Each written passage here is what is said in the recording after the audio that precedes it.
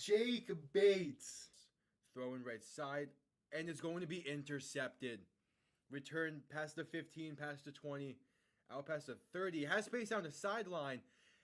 40, 35, 30. And he is gone. A pick six for Houston. Snap good, hold good, kick up. And it is straight down the middle. Looking to throw, rolls out right. Throws end zone. Touchdown San Antonio. Cody Latimer alone in the end zone. They take a 1-point lead with 3 seconds left. 52-yarder, left hash for the win.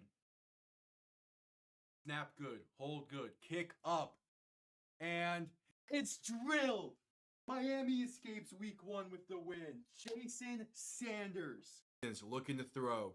Pass right side, wide open. Touchdown Drake London. Touchdown Drake London. Atlanta has tied this game and are an extra point away from taking the lead. Needing the 12-yard line. Handoff, Robinson left side. And going to be stuffed. A loss of 4, maybe 5 on the play. And with 50 seconds to go, the Chiefs have the ball. And most likely that does it. Ball on the 17.5-yard line. Looking to throw. Stepping up, throwing for the end zone. And caught. Touchdown Green Bay. Dontavian Wicks. 56 seconds to play. The Packers are within 3. 6:17 to play in overtime. Tua shotgun. Back to his left. 3 receivers to the right. Bunched up. Tua to throw. Pass time. Plenty of time. Pass. End zone left side. Jonnu Smith. Touchdown Miami. They're gonna win. Let's go, baby. Here, back behind him. 3 receiving options to the left. Gonna send Smith in motion. Toss left side for Saquon Barkley. Good blocking and room to run. Pass midfield. Spinning his way. Pass to 35 to 30. 25, 20, 15, 10, 5. And the Eagles respond instantly. Saquon Barkley. Oh my. Making his presence felt. 1 play. 60 yards. 3rd and 9 from the 35. Mahomes looking to throw. Quick pass left side. Caught by Piron. Has room to run. First down and more. Down to about the 17. And he stays in bounds. That will do it. The Kansas City Chiefs have escaped the Bills and have punched their ticket. Hello, everybody. Week 2 of the UFL season is here. And it started momentarily. This should be a damn good game. The home opener for the Michigan Panthers, a USFL Conference Championship rematch. It's the Stallions looking to bounce back after a very tough loss in week 1. And the Panthers looking to improve after a solid win in week 1 in their own right. It's week 2 UFL. Again, week 1, a lot of ups, a lot of downs, some not so competitive games, a few games that came down to the final minutes. Week 2, hopefully, will give more of a competitive week in total. It all begins tonight, Friday night, on Fox is where you can watch it if you want to watch along. If not, and just want to keep listening, I appreciate it. Yeah, kickoff is a few minutes away. The Stallions are making some changes to their offense this one. The big one is CJ Marable is listed as an inactive on the roster, on the depth chart, meaning Larry Roundtree is making his season debut for the Stallions at running back. Jay Sternberger is now officially listed as tight end 1, even though he's pretty much always their main tight end. So those 2 changes there for the Stallions. Interesting to see what else is going to get changed for this offense. It was a very, very rough showing in week 1. 89 passing yards for Alex McGough. And a ground game that, outside of McGough's legs, couldn't really get anything going as a whole. Again, the Panthers, I'm curious to see how they're going to handle the quarterback situation. Danny Edling is listed as the backup, so I would not be surprised if he gets some action tonight. But I would imagine it's mainly going to be Bryce Perkins. I'm so curious on when and if we're going to see Rocky Lombardi this season for the Panthers. He was their I believe their 3rd round draft pick in this past UFL draft. I would like to see him get on the field at some point because I feel like he has a lot of potential both in the UFL and as a potential NFL guy, like backup role wise. But it would be nice to see him really get a shot here in the UFL. Obviously, we'll have to wait and see if that ends up happening this season or not. Megan, both defenses last week for these squads played really well in week 1. It should be a pretty good battle here in this one as well. From Ford Field in beautiful Detroit, Michigan, the Panthers and the Stallions. Whew. What a way to kick off week 2. Week 1 kicked off with a not so great matchup. Week 2 is kicking off with a bang. Yeah, there's Skip Holtz talking right actually. What exactly is Skip Holtz saying real quick? Yeah, a lot of animosity between these two teams. The second time they played last year, there was 6 turnovers in the third quarter. I have a video on this channel about that game. But again, the Stallions beat Michigan in the USFL Conference Championship last year to go on to win their 3rd straight. The Panthers are looking for revenge here in this one. This is their chance too. It's at home. The Stallions played really sluggish last week. They have the momentum going to this one. We'll see. Show me the stands. I'm hoping Detroit showed out for the Panthers tonight. I feel like they should. Come on, show me Ford Field and the inside of it. Let's look at a different graphic. Okay. Not bad attendance-wise. That sideline looks relatively filled. Again, the Panthers had a great season last year. The hope was that great season would lead to more people in the stands. And from one sideline, it looks to be the case. It's weird, though. The Panthers don't sell tickets for the end zone seats, which kind of sucks. Yeah, there you go. Alex McGough. And I talk about singular players needing to bounce back for Birmingham. He is the big one. Did not play well in week 1 and needs a big game this week. Meanwhile, Bryce Perkins had a really solid week 1, both through the air and on the ground. I would imagine he gets the majority of snaps this week, similar to last week, but maybe we don't see Edlin. I think that would be ideal, is to give Perkins the full 60. As he had 2 total touchdowns last week, 1 through the air, 1 on the ground.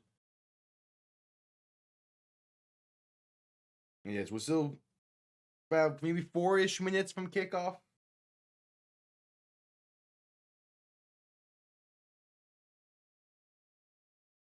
So we'll see.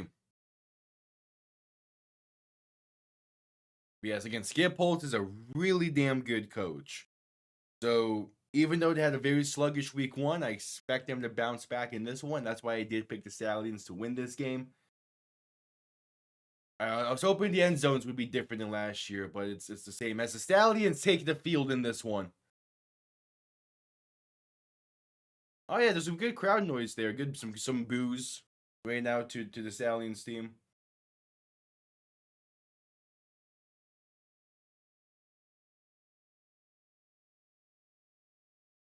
And here comes the Michigan Panthers. Again, a very solid week 1 showing for them. See what Mike Nolan can have them playing like in week 2. I do prefer the road uniforms for the Panthers over the home unis a little bit. I feel like the home uniforms need a little bit more of the gold accent to it. Again, it still looks nice, especially with the gold pants. But if they were all red today.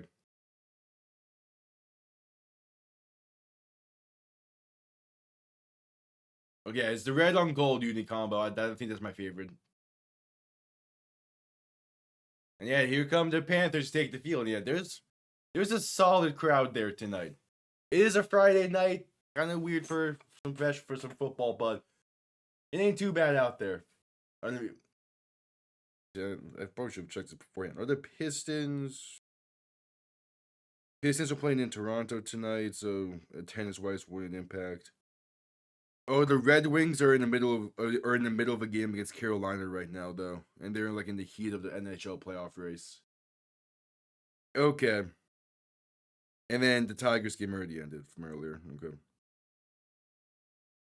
So not a whole lot of competition, but still definitely competition for attendance wise.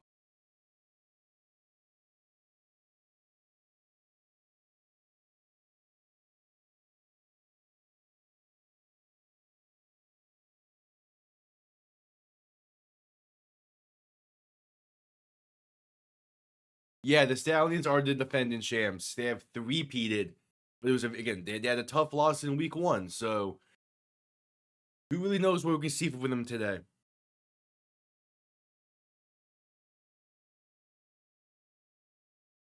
What?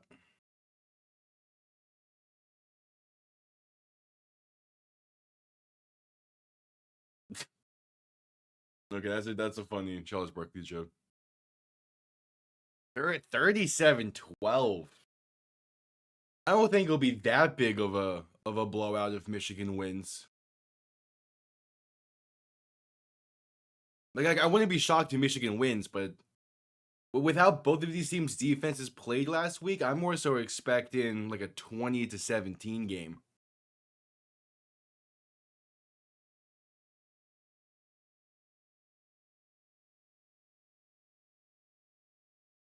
Again, we'll see. Again, there was quite a few high scoring games last week, so we'll see.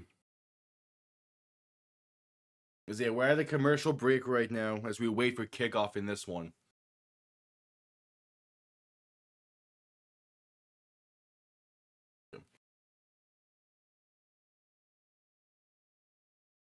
Yeah, exactly. But yeah, basically a Dolphins game from last year. This I picked probably not gonna say the worst time. I picked one of the weirdest times to start this channel and to start covering the NFL. If I started this in 2023, it would have been insane. Starting it in this very weird gray area and like decision period for the Dolphins. It's I just wanted simple NFL coverage.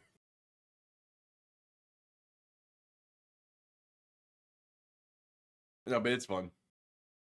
We'll see how next year plays out for Miami. The draft is gonna decide quite a bit because losing Calais Campbell sucks for that front seven.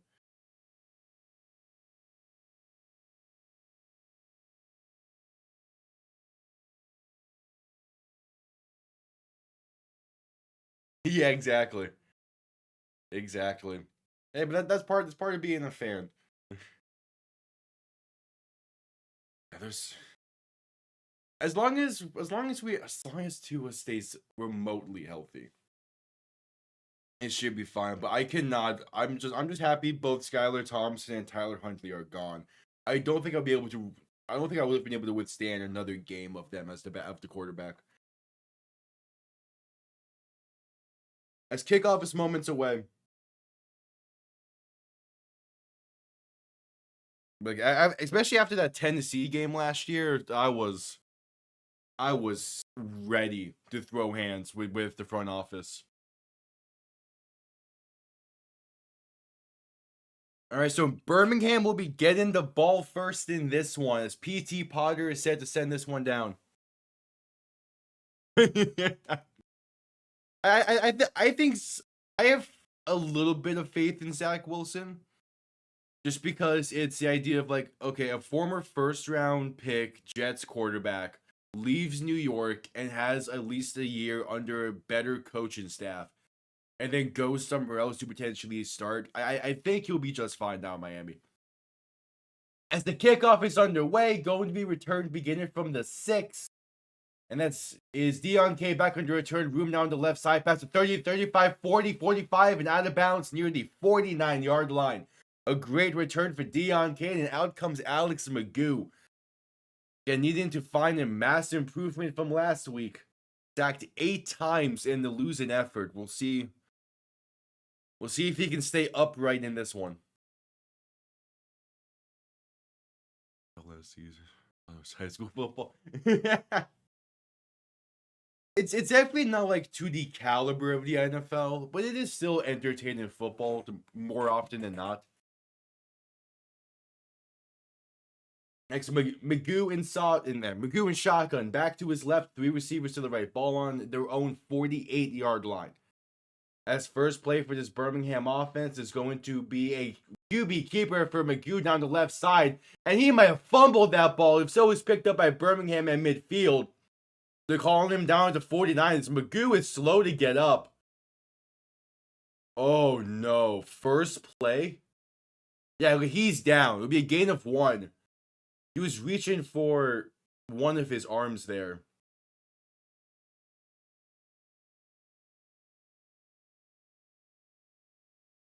Yeah, first play? Oh, hell yeah, signed up to play football. Have fun with them. I played, it wasn't a long time I played high school, but it was still fun when I did. As, yeah, McGough can head to the sideline for this second down play. Matt Corral enters the game. Oh, first play of the game? All right, so again, Corral was with Birmingham last year. He played well for them last year. So most likely we won't see too much of a decline. If anything, we might see an increase in caliber of play. We'll see. 2nd and 9, going to hand this off up the middle. And that is going to breaking tackles down the right side. Room to run. Past the 30 and out of bounds to the 25. Ricky Person. Some great running on 2nd down to pick up a whole lot. And get Birmingham well down the field. And well into plus territory. Yeah, that second effort run in by Person. Holy.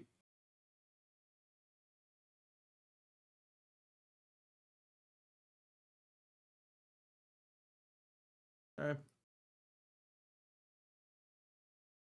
As the ball on the 24, Corral and shotgun back behind him. Going to give it to Person once again right side. And this time is going to lose about a yard down to the 25. All right. Yeah, let the coach choose what position you play. It's not. I mean, yeah, that typically happens anyway, even if you have a position in mind.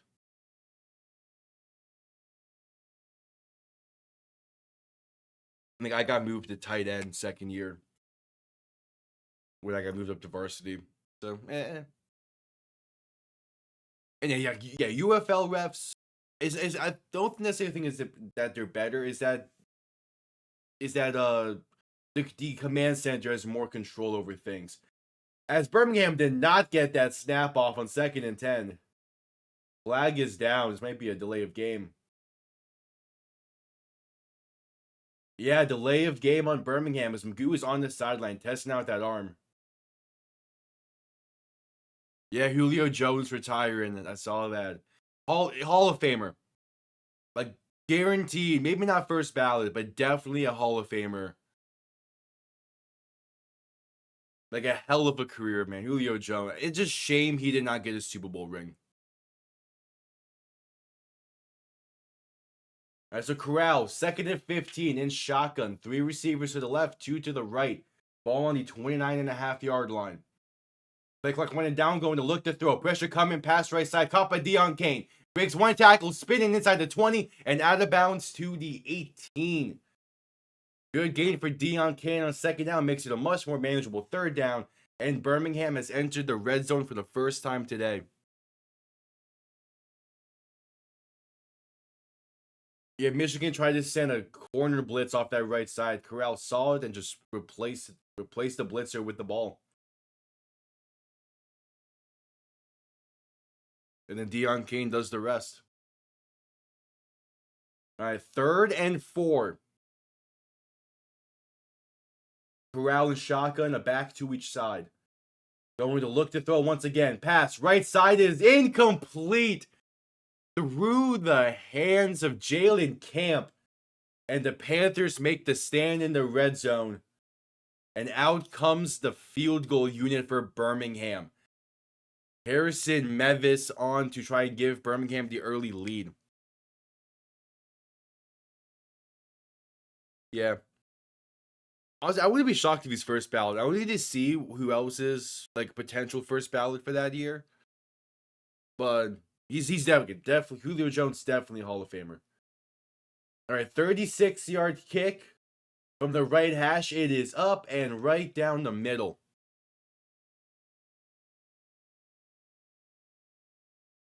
I think this game needs to be a closer game than the kickoff game for last week. As we head to commercial break with 11:34 to play in the first. Yeah, this game definitely needs to be closer than what St. Louis Houston was last week.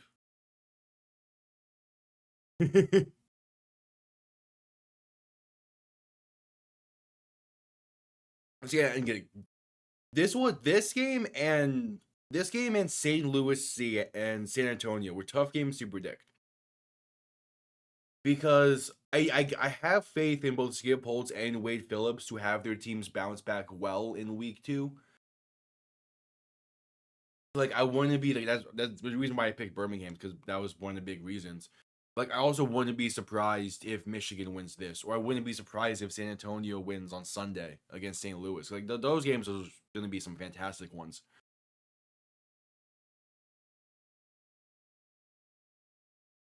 Zip commercial break after Birmingham takes the early lead on a 36-yard field goal try.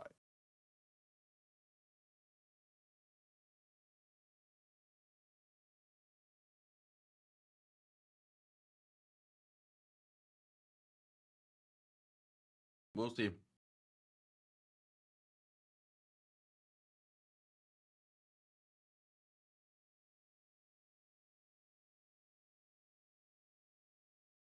Have a good dinner, Bob Flash. I'll talk to you. If not later today, I'm sure I'll see you tomorrow for that stream as well.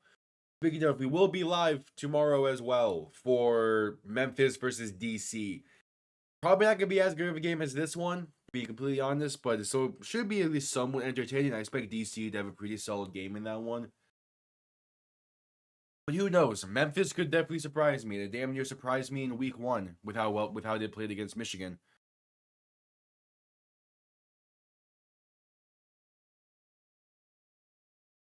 All right, just coming back from commercial break.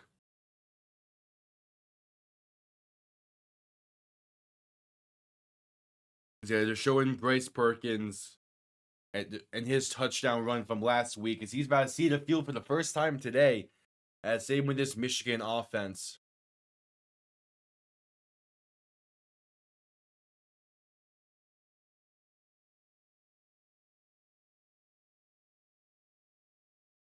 As McGough is still on the sideline testing out that arm.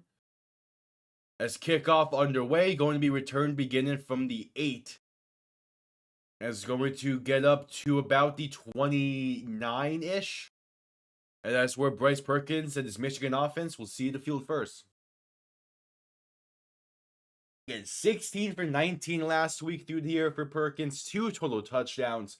Was a really solid showing. Can he build off of it in this one against a really good Birmingham defense?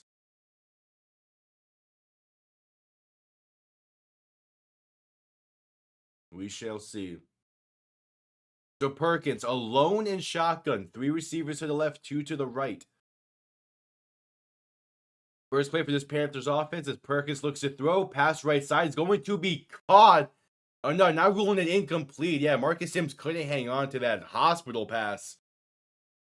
Damn, it was pretty much a hospital pass. He jumped up for that one, got laid out. Michigan wanted helmet to helmet there, but I think it was more so helmet to shoulder.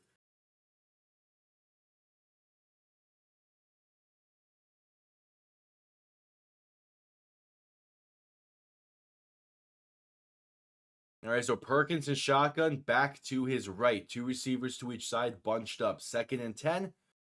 Perkins going to hand this off. Left side has room to run. First down and more. And down inside the 40 to about the 43. That's Matthew Colburn on the reception.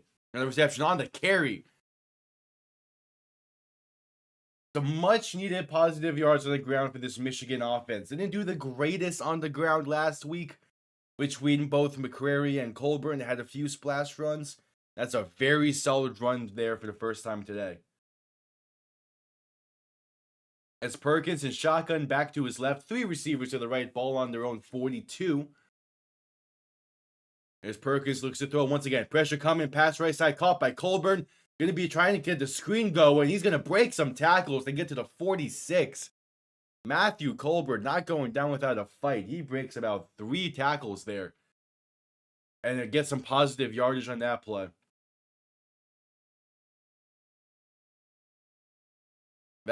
Birmingham nearly blew that play up.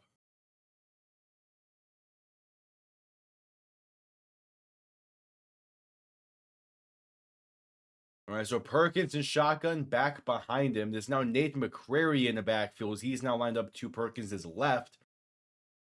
And they're going to say movement up front. And yeah, flag down, false start on Michigan. A lot of pointing there for Birmingham. Eventually, to get the flag thrown there. All right, 2nd and 11.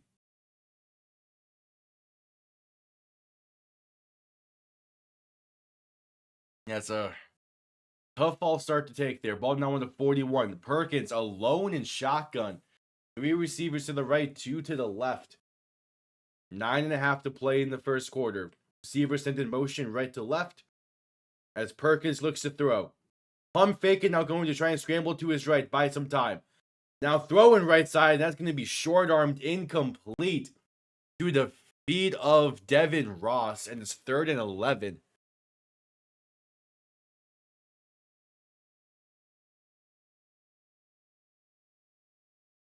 And it seems like Michigan is going to try and get a screen set up here. It's a 3rd and 11. I don't hate that idea. Perkins and shotgun back to his right. 3 receivers to the left. What kind of screen are they doing, though? You need to get to the plus 48-yard line.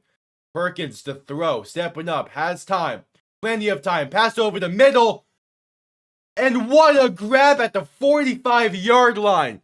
The OC Mariner going up and skying that one in very tight coverage. Beautiful catch from Mariner.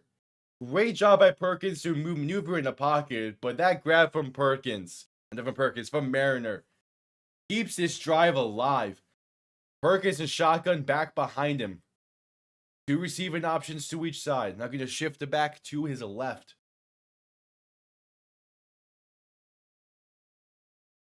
As they're going to hand this off to McCrary up the middle, he lowers the shoulder and pushes the pile for a gain of about 4. Yeah, the running back duo of Nate McCrary and Matthew Colburn is the main duo here in Michigan. We saw it last week with a pretty decent showing against Memphis. Looking for a little bit better of a showing in this one.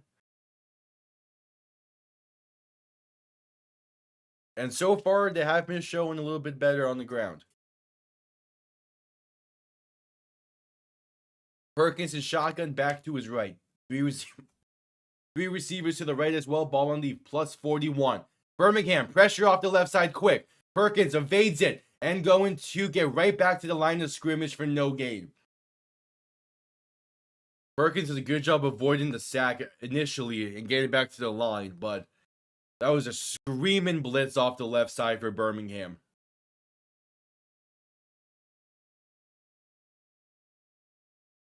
As it's 3rd and 6. Ball on the plus 41-yard line. Not quite in field goal range for BT Potter. Perkins alone in shotgun. Now going to motion someone into the backfield from the left side. So it's 2 receivers to each side, a back to his left. Play clock running down to get it off in time. Perkins to throw. Pressure coming. Pass over the middle is incomplete. Short arm due to being hit while throwing. And it's 4th and 6. And a decision to make. Oh, and Ronnie Perkins, slow to get up now. He was the guy who got home there. Yeah, it's good defense from Birmingham, but Ronnie Perkins being slow to get up is something to keep an eye on. Yeah, he kind of came down awkward onto the leg of one of the O linemen.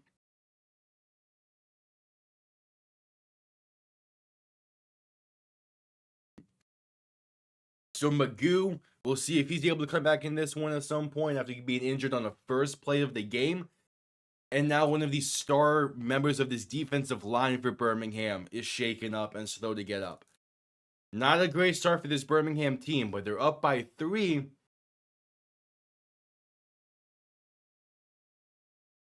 And it seems like they're going to sit McGough for at least one more drive. As McGough was saying that it feels fine, just a tiny bit of pain.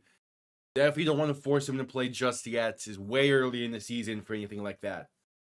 As Michigan's going to punt this one away. That's what happens when you lose a great kicker in the offseason. Because if this was Jake Bates, if Jake Bates was still on this team, they're sending out the field goal unit. As they're probably going to take a delay of game in order to make this an easier time to punt this one down.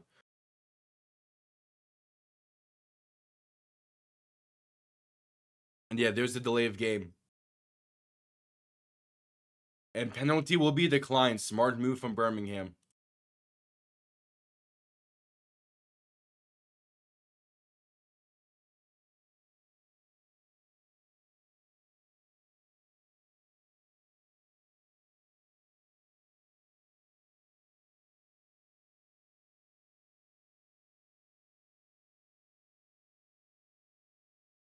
All right, so Michigan going to have to send this one down. Punt comes off clean. It's a high one. Going to bounce inside the 10, and you're going to take a Birmingham bounce to the 16. Really would be down by Michigan.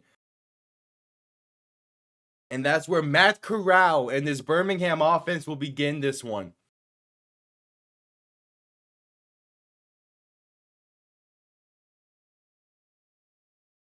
Okay, we're at commercial break.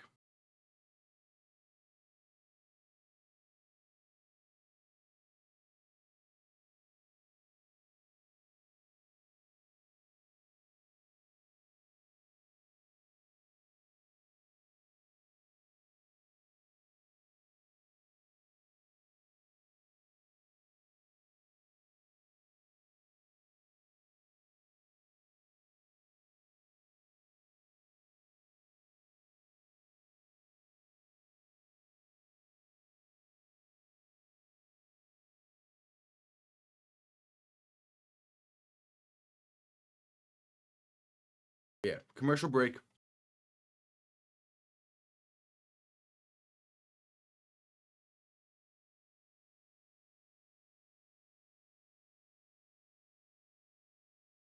That was a good series there from Michigan's offense. Just couldn't quite finish it. Eventually, again, that front 7 for Birmingham is a really good front 7. Gonna have to keep an eye on Bryce Perkins for the rest of this game to see if he's gonna be good to go. If he's not, that's a very tough loss for this Birmingham defense. But yeah, we'll see. Again, we're 2 drives into this game, and Birmingham is both in a very good spot and in a very concerning spot because of injuries.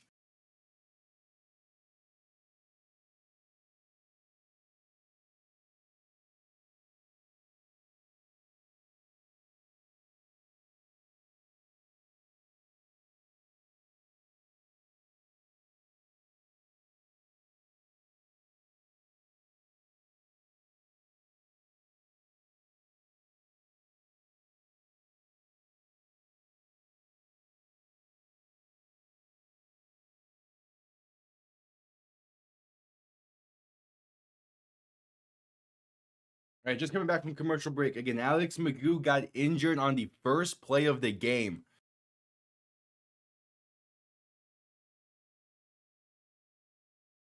As Matt Corral has entered the game afterwards, led them to a field goal drive, and is now in for this drive. McGough has his helmet on the sideline. I think internally he feels like he's good to go, but you don't want to force him this early in the season. As Corral in shotgun, a back to each side. One of them is Jay Sternberger lined up in the backfield. Going to swap Sternberger and Person in the backfield.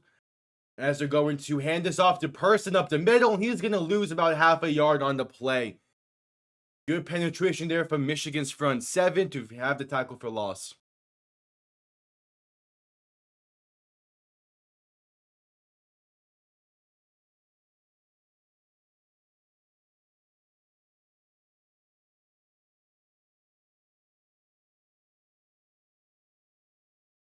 All right, so it's second 10.5, basically. Ball on about the 15.5-yard line. Corral and shotgun back to his right. 3 receivers to the right as well, looking to throw. Pass right side, has a man in the whole shot, and that's a gain for about 12 for Birmingham. A great throw. I believe that was Dion Can on the reception. Yeah, Dion Can on the reception. A great throw from Corral. Right into the hole in between 3 Panther defenders. Yeah, great timing on that throw.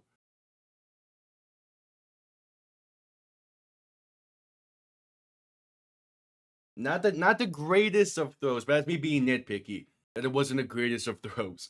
It's on target. It's great timing. They pick up a gain of about 11.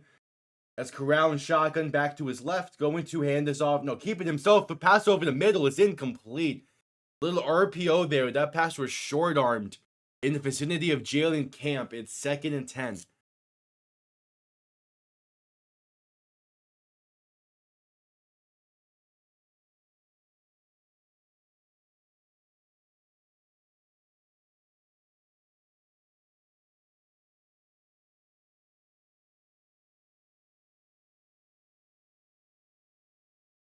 All right, so 2nd and 10.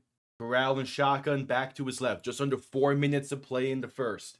2 receivers to each side. Corral going a quick throw right side. That's caught. And going to be a gain of about 5, maybe 6. That's Davion Davis on the reception. And it is a 3rd and medium coming up.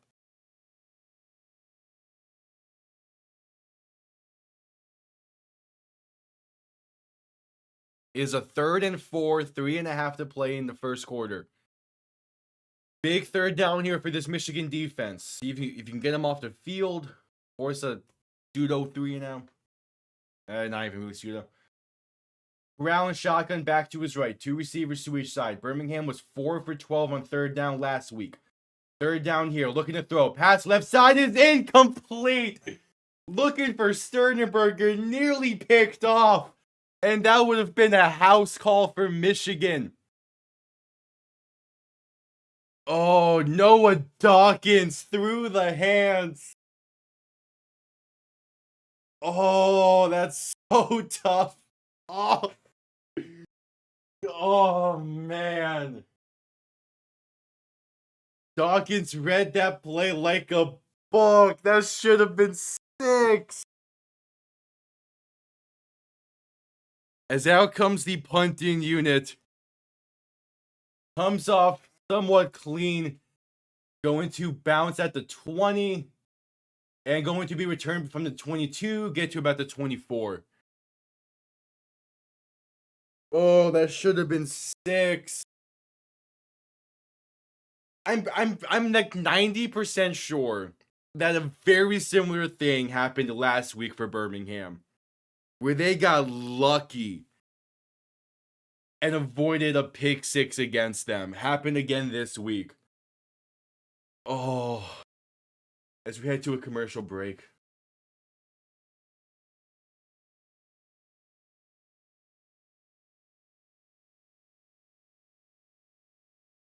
Oh, unfortunate.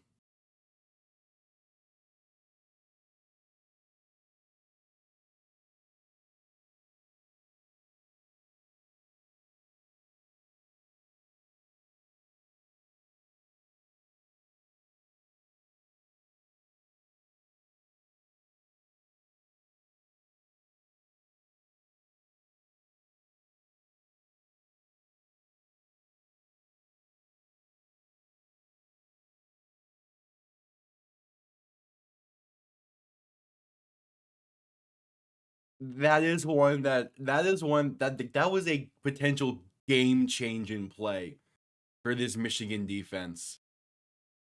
You better hope the offense can capitalize still on forcing the punt there, but so close.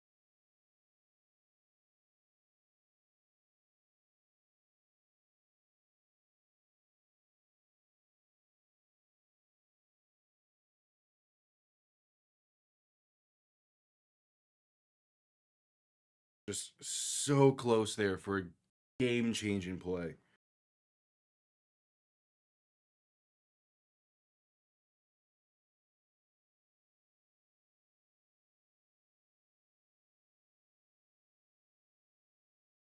As we're just coming back from commercial break.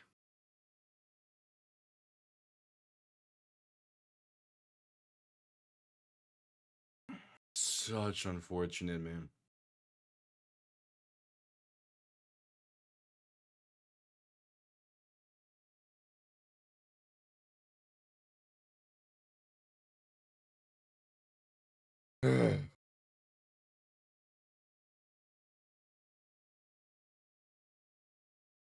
All right.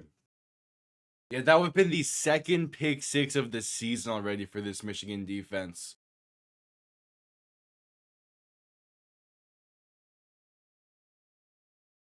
All right, what can this Michigan offense do? It was a solid opening series for them and just stalled at the end. We'll see what the second drive is able to do.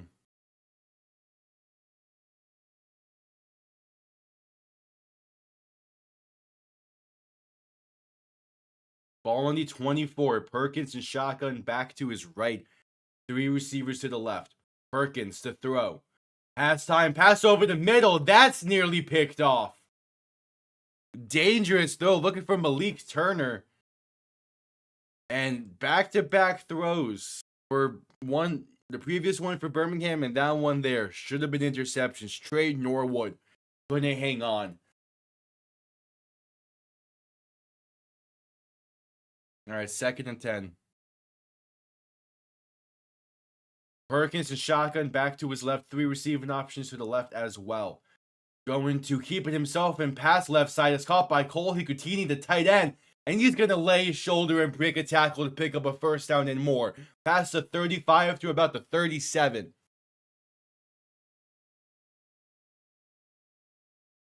All right, there we go. Oh, no, that wasn't Hikutini. That was Gunnar Oaks on the reception. Again, just still great job lowering the shoulder there and picking up the first. A minute and a half to play in this first quarter. Perkins and shotgun back to his right. 2 receiving options to each side. Ball on the 37. Perkins going to end around this for Marcus Sims. And that gets blown up and read like a book. Ronnie Perkins bringing him down near the 30, maybe the 29. All right, so Ronnie Perkins back in the game after the injury scare on the first drive. And he makes a big-time play for this Birmingham defense.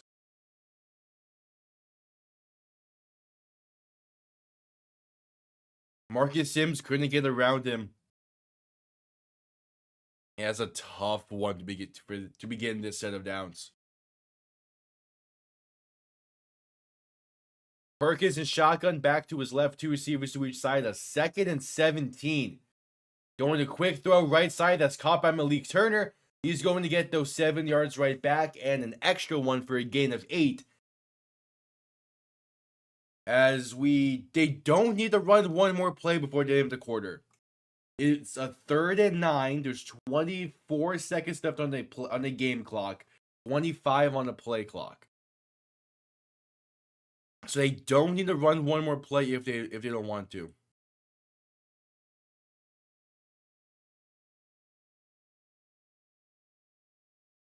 Perkins and shotgun. They're going to get some movement up front here. And they're going to say false start on Michigan. Oh, that's definitely not what you can have there. False start. Going to be a 3rd and 14 now. And that brings us to the end of the first quarter as well. 15 minutes in the books. It's a 3-0 game. Birmingham up top and Michigan having a 3rd and 14 when we get back. False start right before. That is a Miami Dolphins level of mistake. A dumb mistake right before the end of a quarter or the 2-minute warning just cannot have that happen.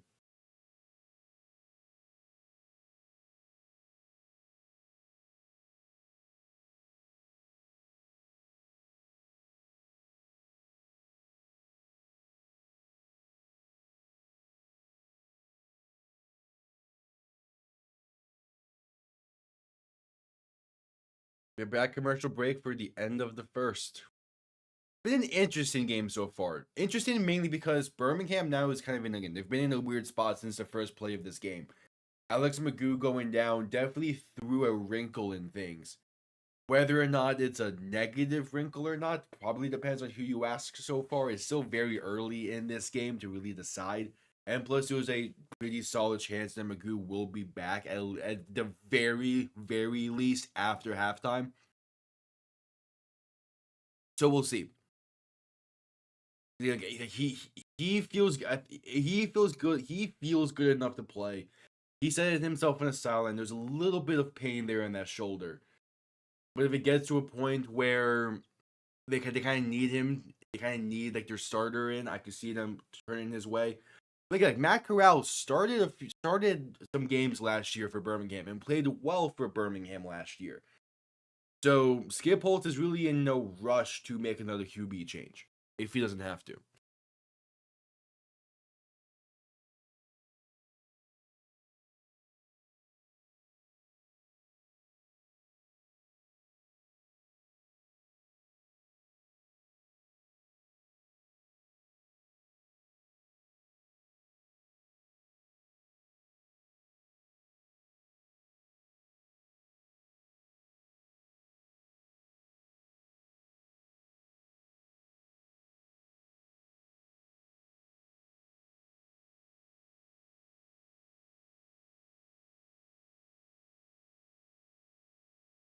Okay, we'll see.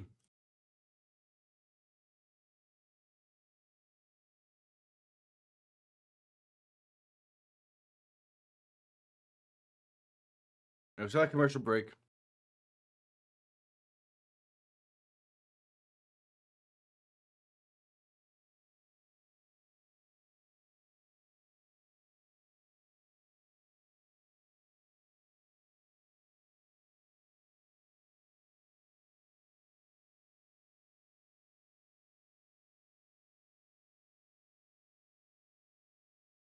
All right, just coming back from commercial break. A 3rd and 14 coming up for Michigan after a very tough false start to take before the end of the first quarter.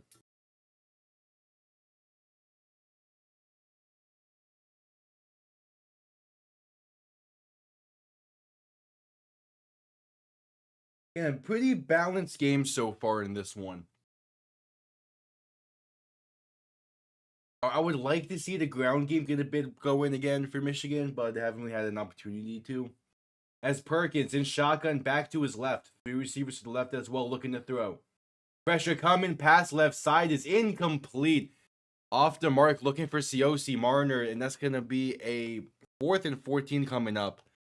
And they're going to send out Seth Vernon and this punting unit to send this one down. Yeah, this Birmingham front 7, man, they've been on lock today.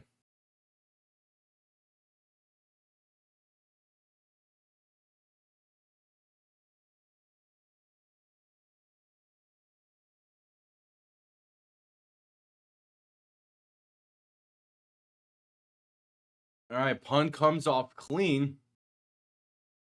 And going to be returned beginning from the 27, 28-ish. And breaking tackles, room to run down the left side and fumbling now. And picked up past the 45 to the 47. There is also a flag down on the play. So we'll see what this is and if this is going to push things back. As it currently sits, it'll be Birmingham ball inside their own 40. Right? Past their own 40.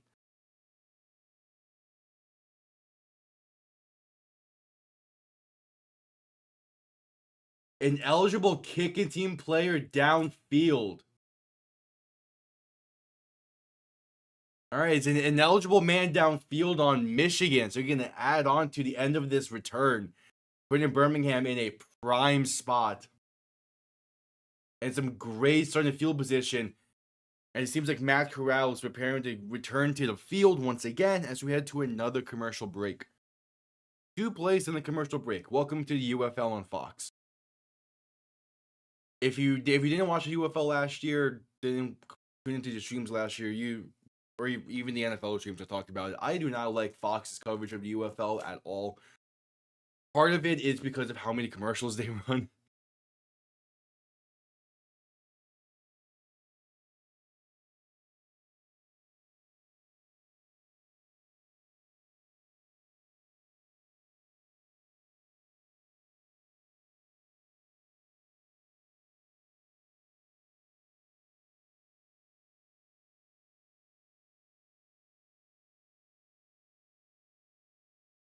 Zip red commercial break. We'll see.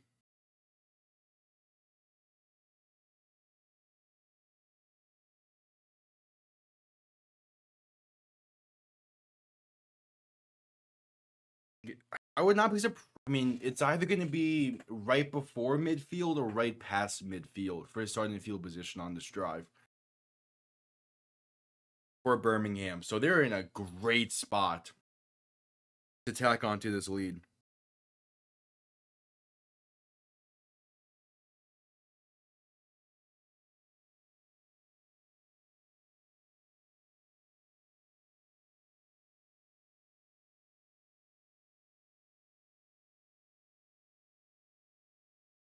We'll see.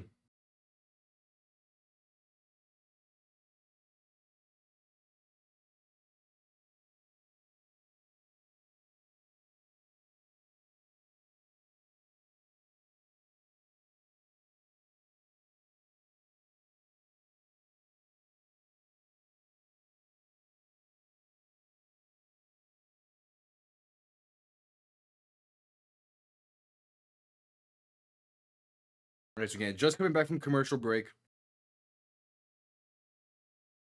Matt Corral is taking the field once again for this Birmingham offense.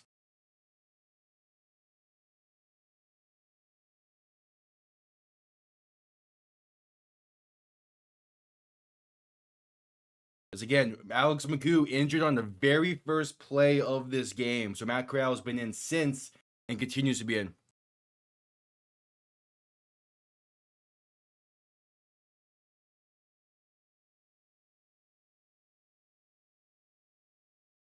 And yeah, McGough is saying on the sideline that he is good to go and ready to play. But they're going to play it safe. It's still very early in the season. There's no need to rush him. As ball is on the plus 49-yard line. Corral and shotgun back to his right. 3 receivers to the right as well. First play of the third drive for Birmingham. Going to be a handoff up the middle for Person. Room to run and a gain of 9 up to the 40.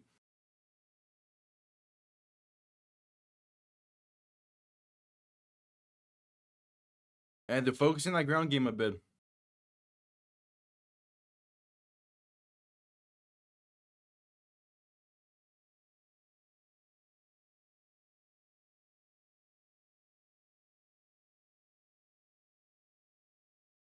All right, so Corral and shotgun back to his left. 3 receivers to the right. For 2nd and 1. And going to hand this off once again up the middle. And that's a first down run. A gain of 2 for Larry Roundtree. Making his UFL season debut due to CJ Marable being inactive for this game. And that's a first down run there.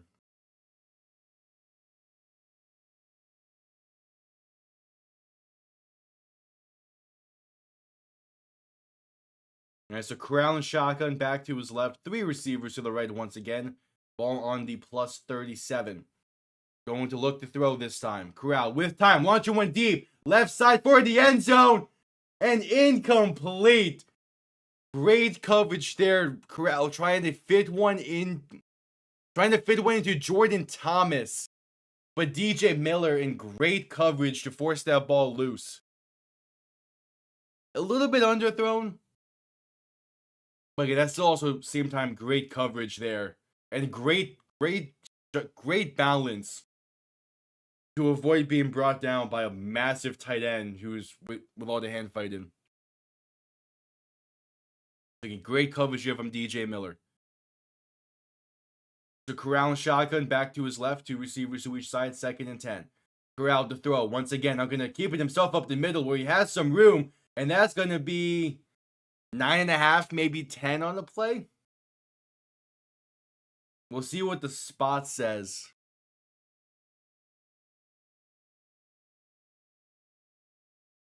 But that's a design QB draw, and that blocked beautifully and worked to perfection. And it's going to be 3rd and inches. Corral and shotgun back to his left. 3 receiving options to the left as well. Going to hand this off to Roundtree up the middle, and he gets about 3. A first down for Birmingham. They're in full control of this drive and this game.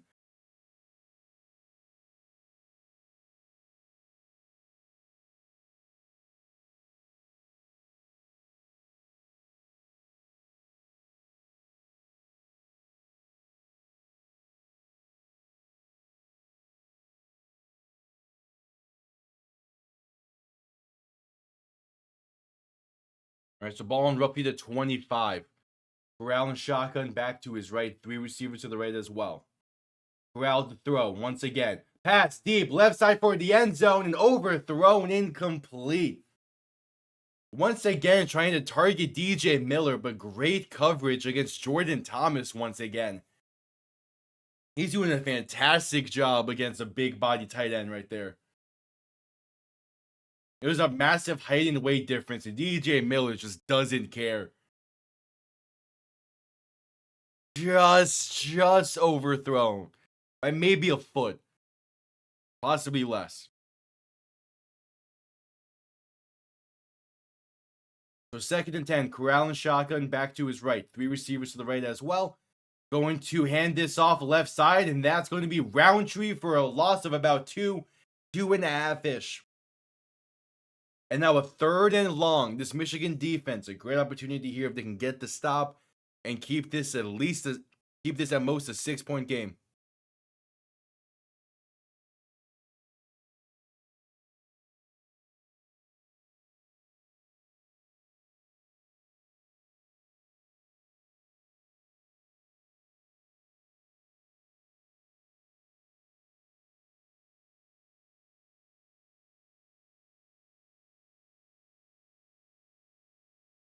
So 3rd and 11.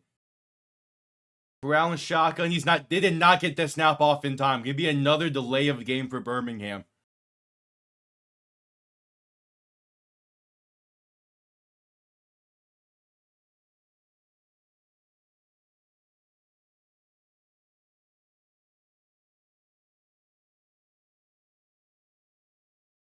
Now a 3rd and 16.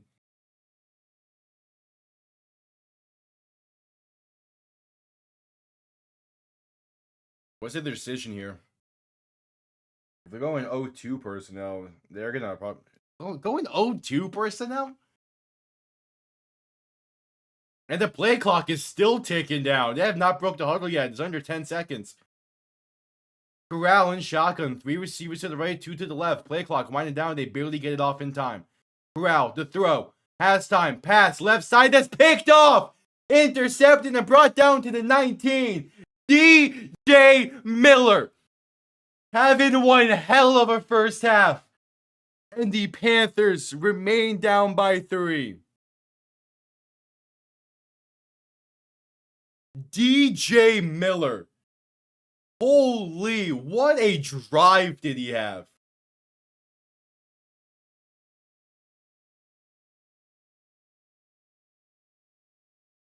Try to get that one to K. Johnson. DJ Miller. 3 passing plays on that drive for Birmingham. All of them were to DJ Miller. And it was 2 incompletions and an interception as we head to commercial break. You cannot get a better defensive drive from a corner than that. That might have been the best drive we just saw from a corner. Like, that was not only to get an interception on a drive, that's already fantastic. But to have 2 big time pass breakups and incompletions thrown your way against a dude who is 5 inches taller than you and close to 30, maybe 40 pounds more than you, and to beat him physically as well.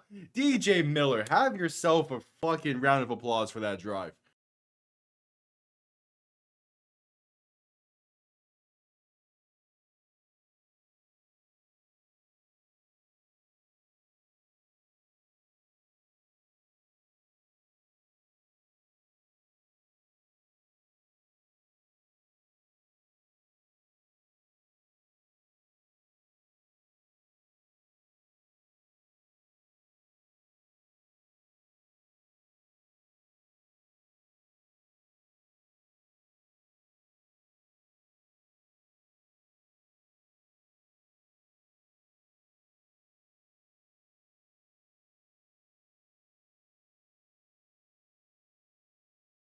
What a drive.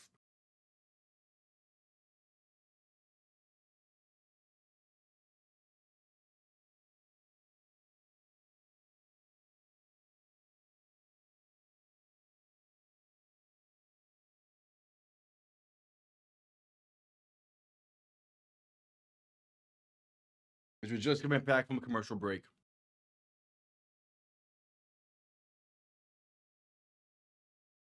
DJ Miller, man.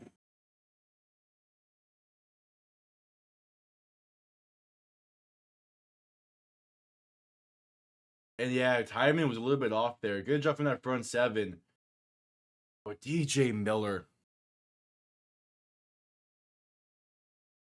stayed on the hip there as well. Yeah, interview that man on the sideline. So Danny Etling now in the game. In shotgun, going to hand this off up the middle for Nate McCrary. That's the gain from about 5 up to the 25. Bro, you have sideline access to interview players mid-game. Get a mic. There we go. Thank you.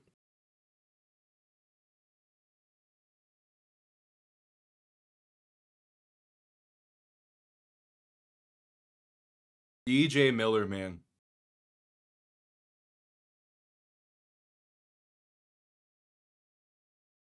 And so Edling in shotgun back to his right, 2nd and 5. Going to hand off to McCrary once again, left side. Has some room if he gets to the sideline, and he does. And that's a gain of about 3. So 3rd and 2 coming up.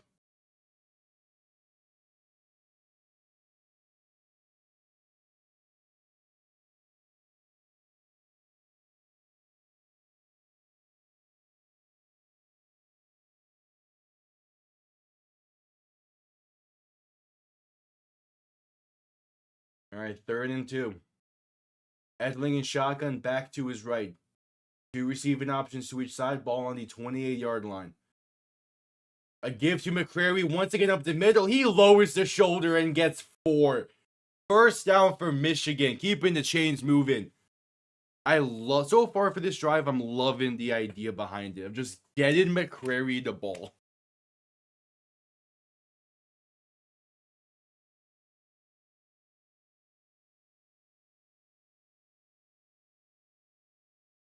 And just under 8 minutes to play in the half.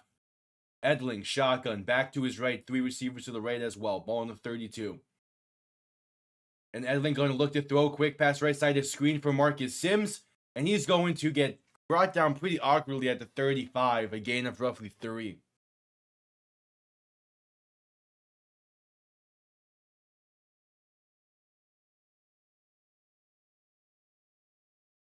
All right. And again, the Michigan's plan last week was to play both quarterbacks. Seems like that was also the plan this week. I don't love it, but I think it's the idea of the first few weeks you figure out what quarterback is the guy, and then for the final 6 weeks we ride with them. As Edling and shotgun back to his left, 3 receivers to the left as well, going to look to throw once again. Has some time in the pocket in that time and going to try to dump it off to his check down, Cole Hikutini on the right side. But pressure forced an error in a short arm throw, and it's 3rd and 7 coming up. Had some time, but good coverage on the back end.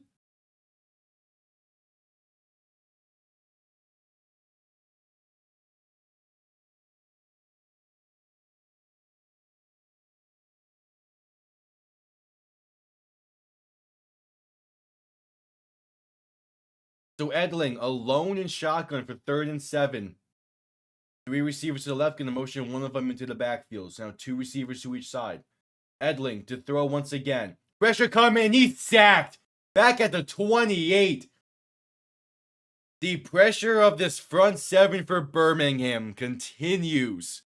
This is Bradley Anai on the sack, and the Panthers are going to have to punt it once again. Oh, beautiful move there to get pressure in instantly. All right, now comes the punting unit once again for Michigan. Not been a great start for this offense. What I was worried about a bit is this punt is nearly blocked. But comes off clean, going to be returned from inside the 20, past the 30, and left side for Davion Davis. Breaking tackles, room to run. 45-50. And finally out of bounds at about the plus 47.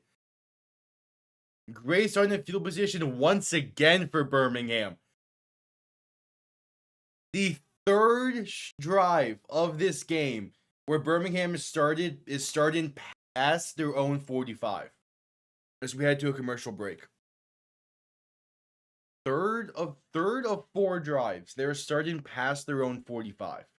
There's 5:37 left in the half, and Birmingham, man, their starting to field position in this game is fantastic. They just need to capitalize.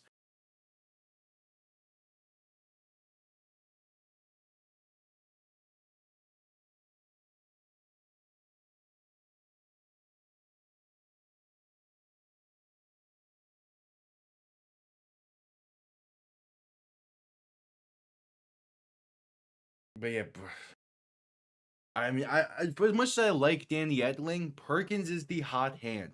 Yes, those first 2 drives weren't the greatest, but he's the hot hand still. I want to see him keep riding with it.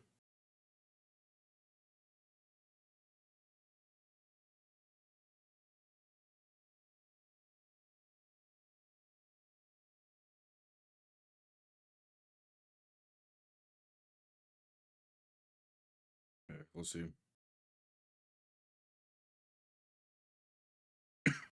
Zip, we're still at commercial break.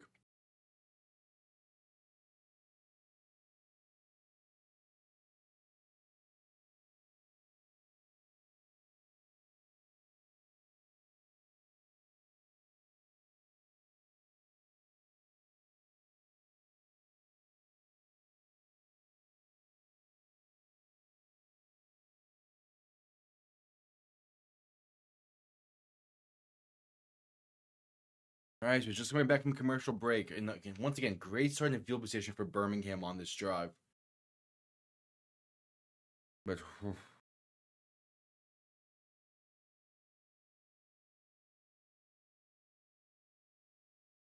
we'll see.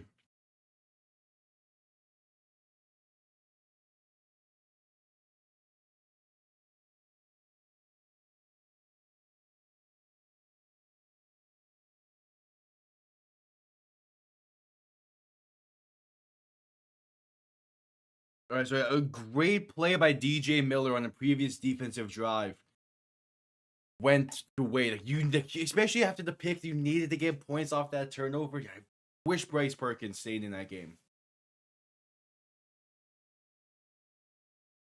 But we'll see if the defense can pull something up again. Matt Corral still in the game for Birmingham. He's in shotgun back to his left. 3 receivers to the right, ball on the plus 47. Going to hand this off up the middle for Ricky Person. That's a gain of about 8 yards. I'll say, like, they have this Michigan front 7 hasn't been able to get as much pressure in as DC was able to last week.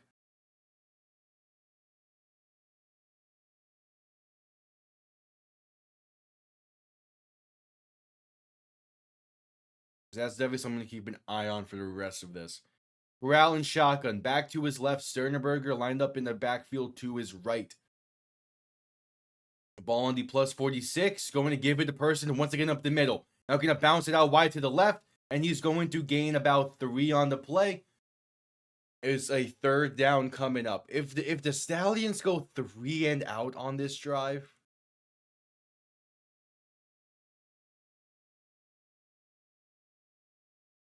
it was a gain of 3, so 3rd and 6 coming up. Just about 4.5 to play in this first half. Let's see what you got here, Birmingham. As Perkins is warming up on the sideline. Corral and shotgun back to his right. 2 receivers to each side. Corral to throw. Has time. Pass left side wide open. 1st down and more. Gonna get past the 35 to the 34. A 1st down for Birmingham. Marlon Williams. First grab on the season. Keeps the chains alive. Keeps the chains moving and the drive alive. Yeah, just a very simple, quick out for Marlon Williams. Good pitch and catch. Again, a very different game plan between this week and last week for Birmingham so far. They're not keeping the ball in the quarterback's hand nearly as much. As Corral going to keep it this time right side. Now going to dump it off to the flat. And that's Marlon Williams once again, this time for a gain of 9. on the RPO. Just under 3.5 to play now in the first half.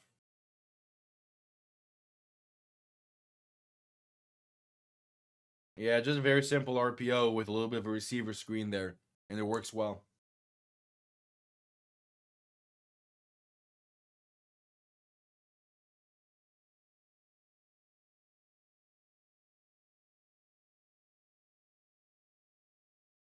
All right, 2nd and 1. Play clock winding down to break the huddle with 7 seconds. Corral, shotgun, back to his right. You get the snap off in time. It's a handoff up the middle, and that's Ricky Person getting the about half yard that's needed for the first down. They're cutting close with this play clock multiple times.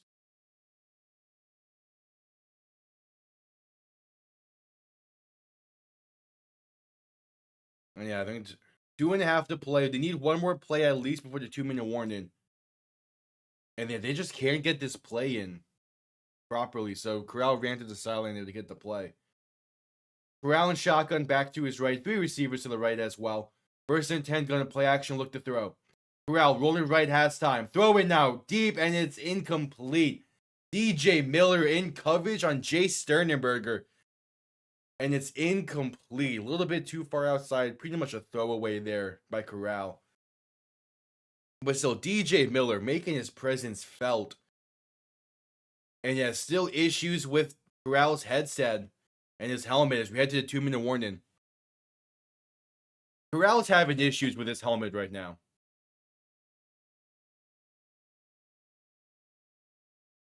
Two minutes to play as we head to a commercial break. It's still only 3-0.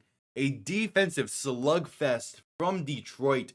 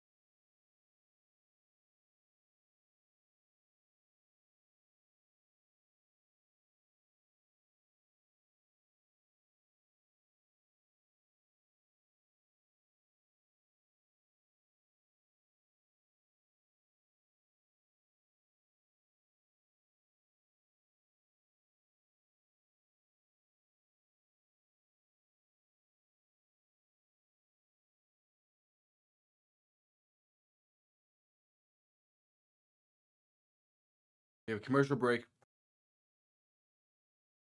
I kind of was expecting more of a defensive focus game. I said before the game started, I'm kind of expecting a 20-17 final. But even then, like, at the half, I was expecting someone to have found the end zone by this point. But defenses are playing really well tonight.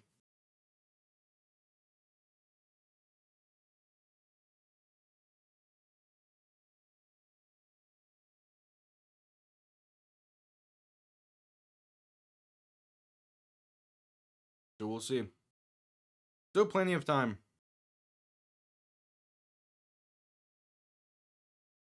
As we're just coming back from commercial break, they're showing the past 3 championships that Birmingham has won. 2 in the USFL and then the UFL Championship last year. They're looking to make it 4 in a row, but off to a slow start offensively this season.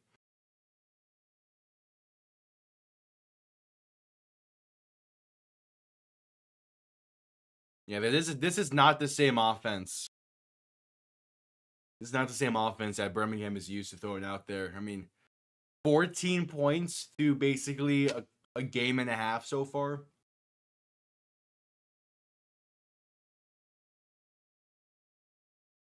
As it's 2nd and 10. Corral and shotgun back to his right. 3 receivers to the right as well. Ball on the 23.5-yard line. Corral going to look to throw. Pass right side is caught for a first down. And down to about the 12. That's Jalen Camp on the reception. A strike from Matt Corral on a quick hidden slant. And they are inside the 15.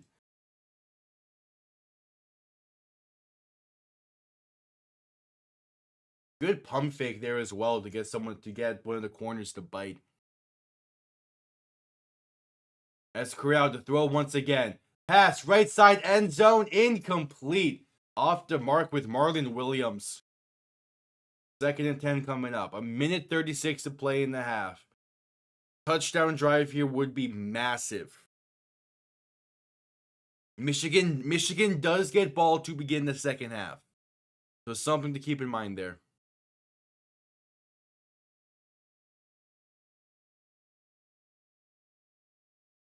So Corral alone in shotgun. 3 receivers to the left, 2 to the right. Ball in the 12-yard line. Corral to throw. Pass over the middle. Caught by Sternberger. And brought down at the 4. 3rd down coming up. A big 3rd down.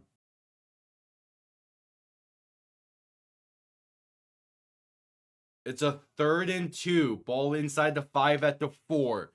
Looking for the first touchdown tonight from either side.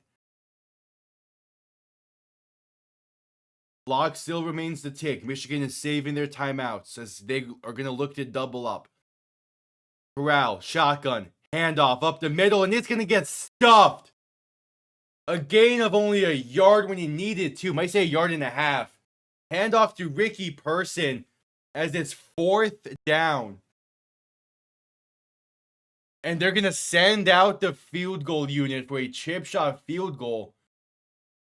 And clocks it. Wait. Is Michigan not calling timeout here?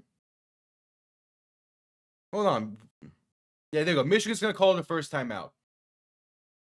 It waited a while to do it, though.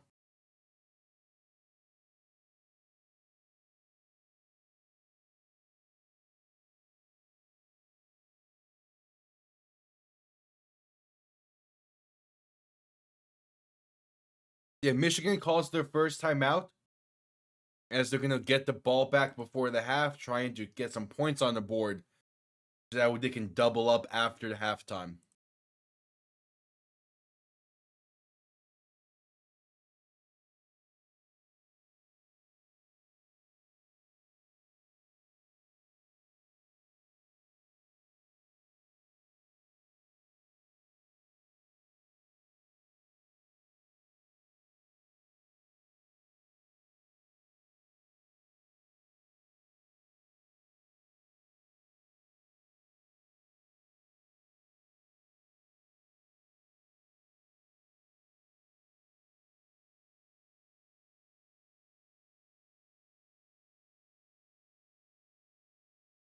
All right, so a 21-yard kick. Ball right down the middle, the 21-yard kick. Birmingham is up 6-0 as we head to a commercial break with 32 seconds to play in the half. Michigan going to look to double up before halftime as they get ball to begin the second half.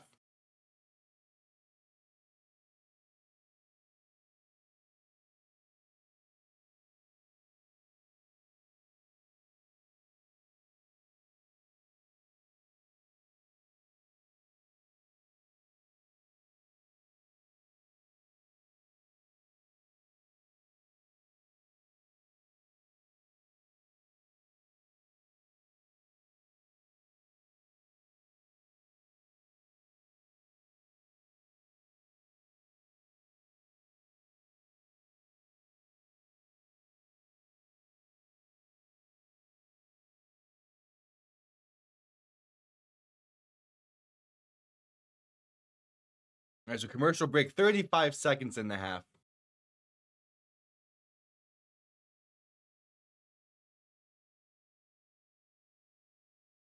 32 seconds left. We'll see what Michigan is able to do with it. They get ball to begin the second half. So if they can get a field goal out of this, maybe somehow they get a touchdown here. But the idea is that they want to get a field goal out of this, or at least a field goal try out of this. So if they can get a good return, and I would imagine it's Bryce Perkins coming in, we'll see. There's a chance. They have 2 timeouts still. They have plenty of time.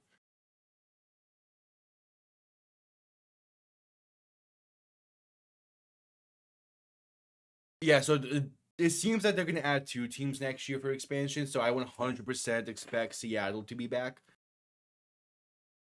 Part of me would rather see Portland would rather see Portland and just be the Portland Sea Dragons, but I fully understand if they want to go to Seattle. So I expect that, and I'm planning to make another UFL expansion video that would include more so like Midwest and East Coast cities compared to the first one. And in there, yeah, I'm gonna include Canton / Columbus because that feels perfect for the UFL.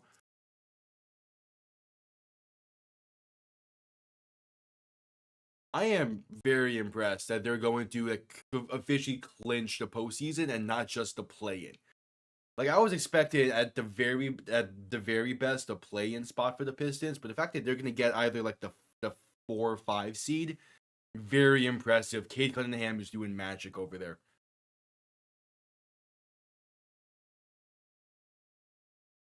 All right, just coming back from the commercial break.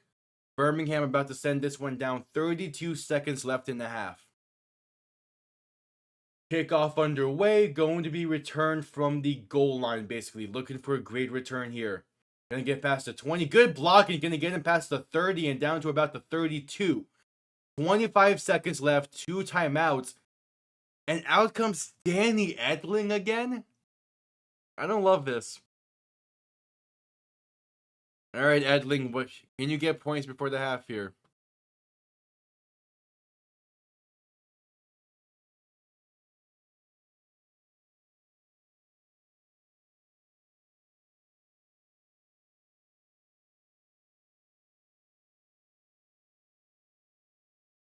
All right, Edling and shotgun. Back to his left, 3 receivers to the right, looking to throw. Quick pass left side, caught by Matthew Colburn. And he's going to get out of bounds after a gain of roughly 5. 21 seconds now. All right, they're doing a lot of shorter stuff here. You need to get inside the 40 with BT Potter. This ain't Jake Bates. You don't have Jake Bates anymore. All you got to do is get past the 45.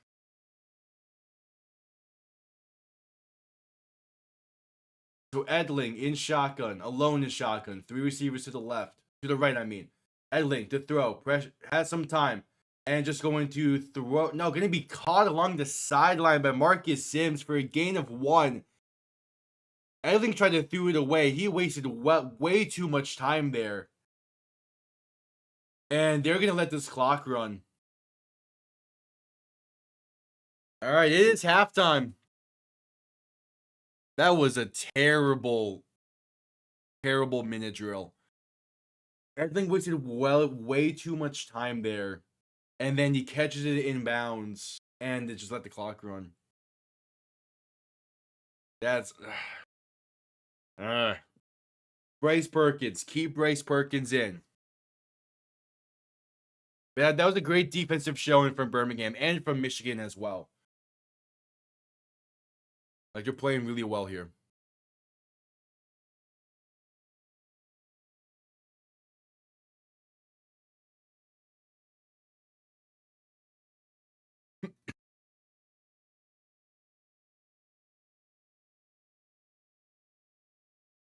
Yeah, we'll see.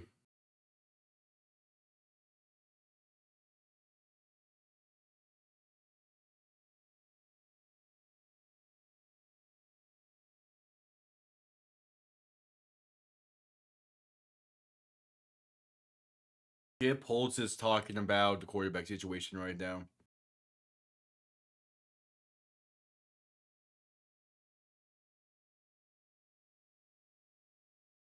All right, so it seems like Skip Holtz is heavily implying that Matt Corral is going to be the quarterback for the rest of this game, unless they really, really need this talent of Alex McGough, specifically his legs. So it's seeming like Birmingham's going to ride Matt Corral. I don't hate that decision. I actually kind of like it. As again, besides this interception he threw to DJ Miller, it's been he's done enough in this game. It's a very defensive focused game. Michigan's going to need a drive out of halftime. They're going to absolutely need a drive out of halftime. Because they're in a very tough spot right now. As we head to a commercial break for halftime. They're gonna need how much? Again, Michigan's gonna need a drive. Okay.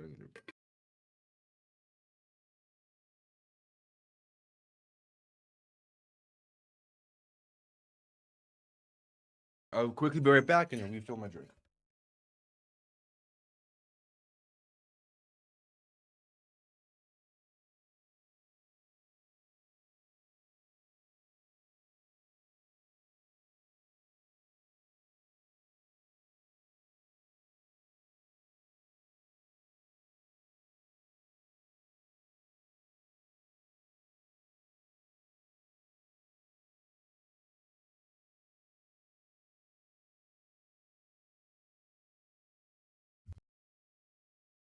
All right.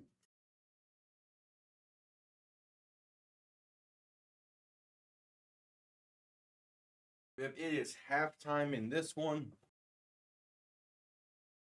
Very defensive focused game, but it's one of those defensive games that is also entertaining.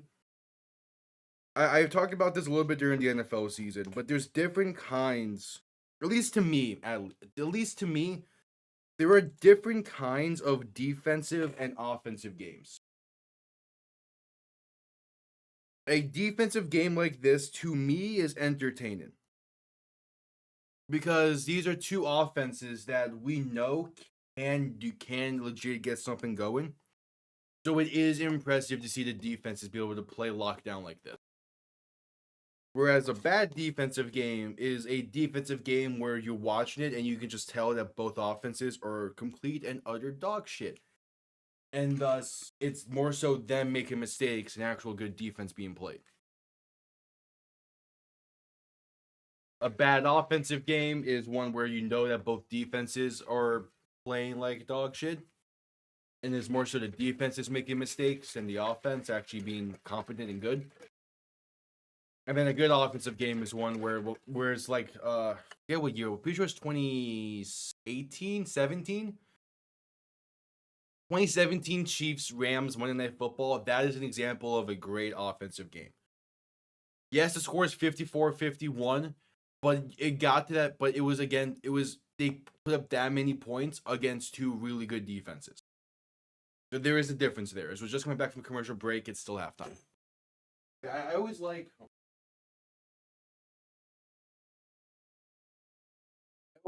when I get the chance to make that point because it explains why we're like in this game. I am like excited. It's still like a great game to me, despite it being 6-0 and really not much has happened offensively.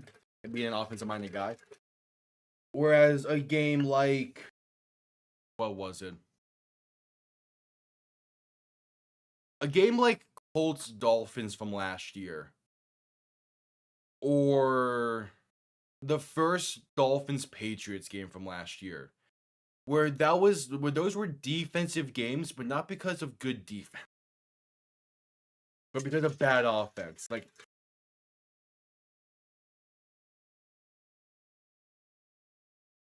that I always like to make that point. Again, we're technically back in halftime, but it's still halftime.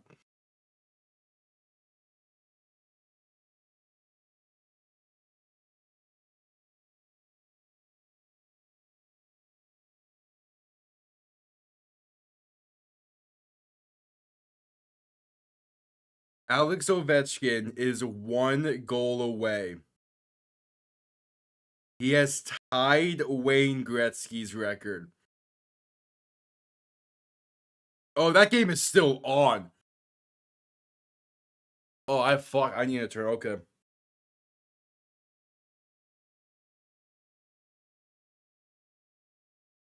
Was Ovechkin's?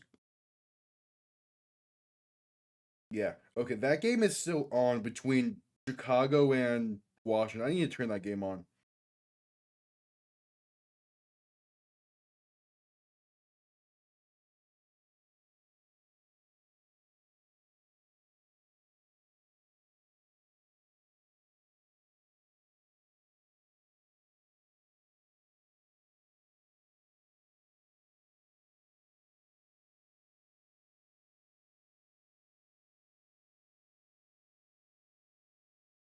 I need to be watching the Capitals now. I need to see if Ovechkin can break this record.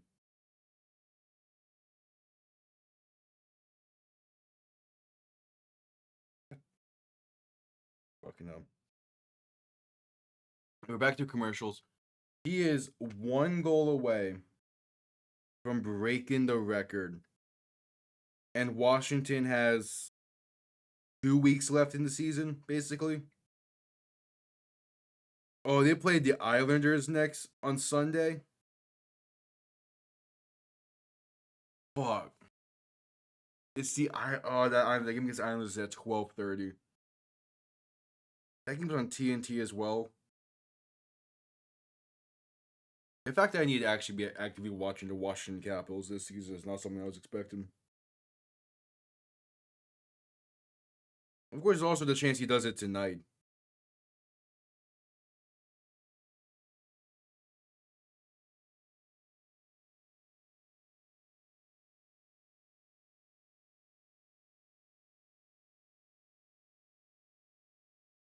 All right, getting a glimpse inside this Michigan locker room right now at halftime.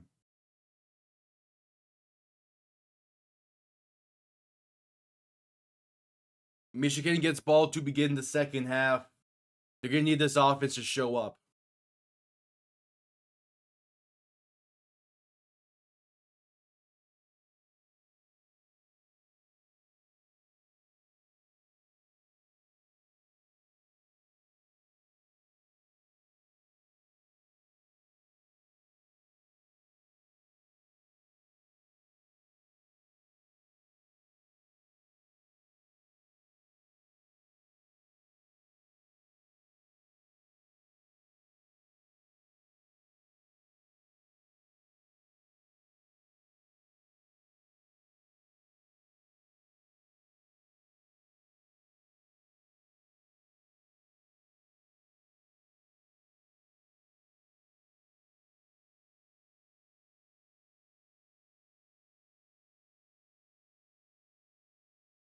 Yeah, this has been a very Stallions, not dominated game, but they have been in the driver's seat for most of this game. But Michigan is right there. Like, they are still very much in this game. All right, heading back to more commercials before the second half kickoff.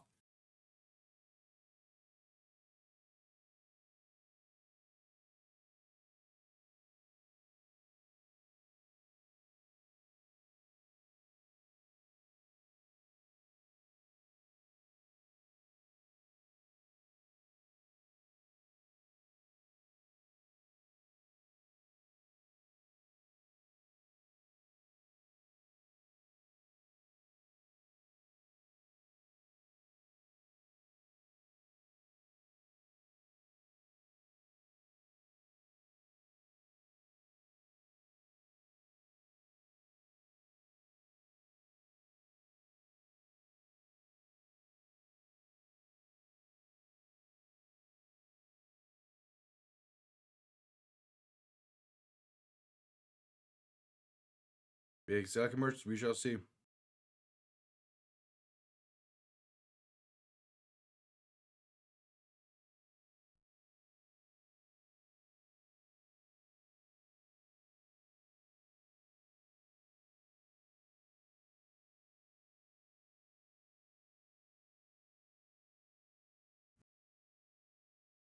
I still can't believe we're seeing fucking Gretzky's goal record being broken this season.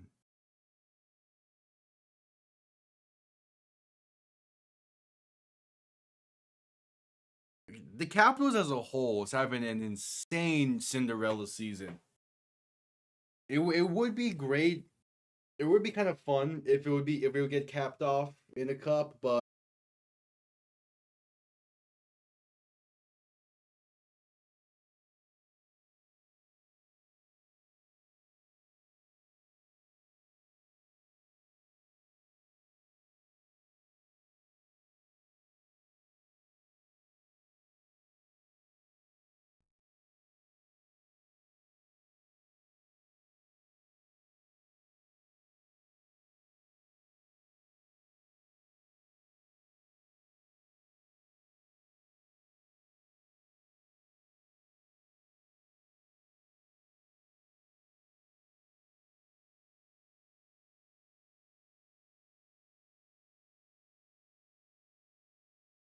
Again, a very defensive first half so far. We'll see if the second half follows suit, or if we all of a sudden get an offensive showdown. As Michigan will get ball to begin the second half. Hopefully, we should hopefully be seeing Bryce Perkins, right?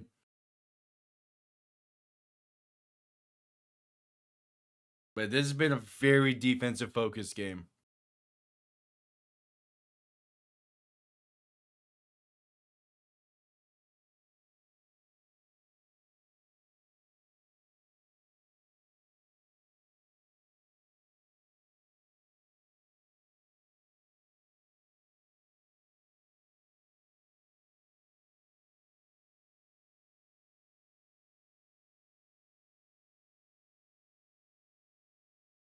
We shall see.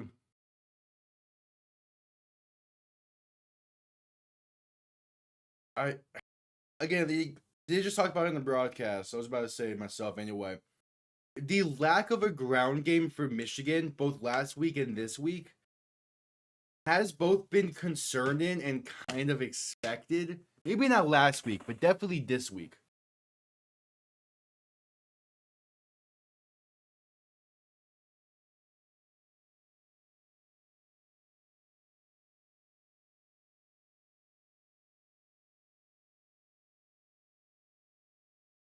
It's weird.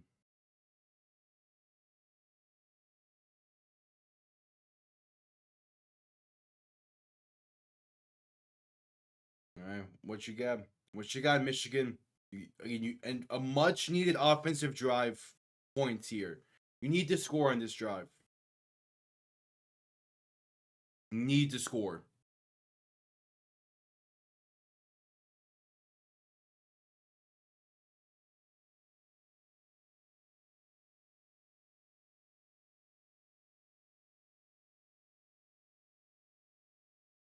All right, in the second half kickoff, it is underway. This will be returned from from about the 5, maybe the 6. And that's Devin Ross going to get to the right side, but unable to, and brought down at the 23. Great kick coverage from Birmingham. And you're going to need something here offensively.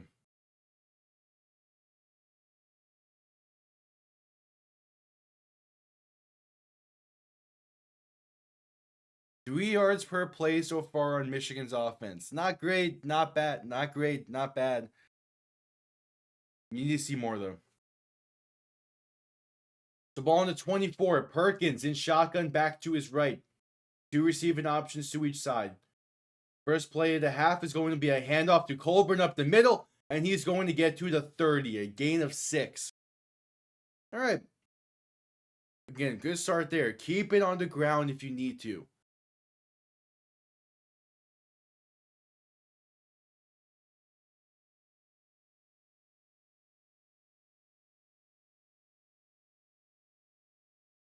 It's not been a great day, though, for this offense. Perkins is shotgun once again back to his left. 2 receiving options to each side, ball in the 30. 2nd and 4. Going to look to throw. Perkins, time. Pass over the middle, incomplete. Tried to squeeze one there into Jalen Moore, but great coverage over the middle by Birmingham. Who did the Pistons play tonight? Because if them getting a playoff spot would be nice. Oh, they play Toronto. They're up by 6 currently. They have a chance. All right, big third down here. Again, still kind of early in this game, but is Michigan's offense not being able to do much? It needs something on this drive.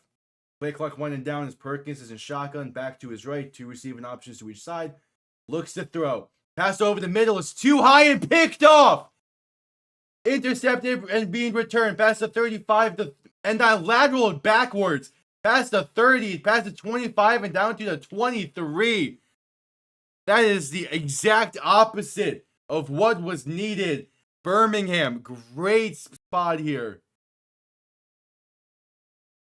Picked off by A.J. Thomas, who then lateraled that to, I believe, Perion Winfrey. A great return. Pass over the middle, just too high.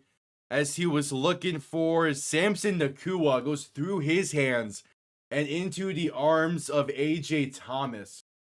Oh no, that was Hikutini, the intended target. But just unfortunate. Corral still in the game. He's in shotgun and going to hand this off up the middle as Ricky Person breaking off towards the left side and gaining 7. Keep it on the ground. You had a 6-yard run by Colburn. You had a 6-yard run by Colburn to start that drive, and you don't go back to the ground? Run the ball, Michigan. Do a read option, a QB keeper, just something. You need to get the ground game going.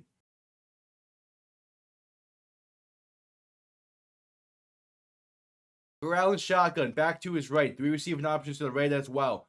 Going a quick pass, right side, caught by Sternberger in the flat. A great block, gets the first down and more. And out of bounds at the 1, it seems. Oh, Birmingham's ready to take firm control of this game. Points off turnovers is massive, and they're inside the 5 at the 1-ish. There's a floater. Davion Davis. A fantastic block. Basically gets 2 Panthers with that one.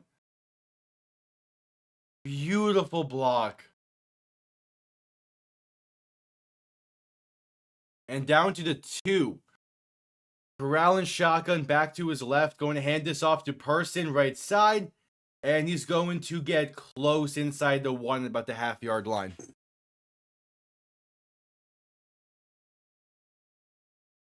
If somehow they can only get 3, you can hold them to 3 if you're Michigan's defense. Somehow, if you can do it,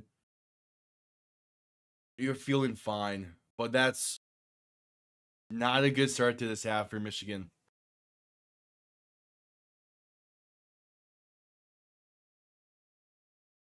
Corral under center, ball on basically the 1-yard line. It's a T formation, and Corral's going to call the first timeout of the half as the play clock was running down.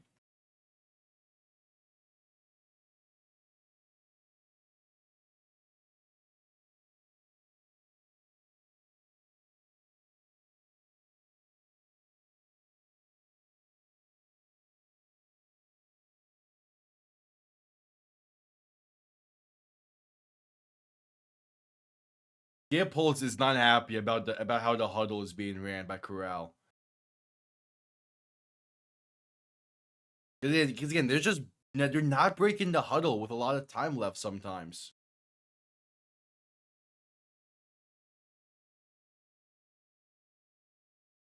And like Holtz wants them to break the huddle with like 15 seconds left because he's getting a play in.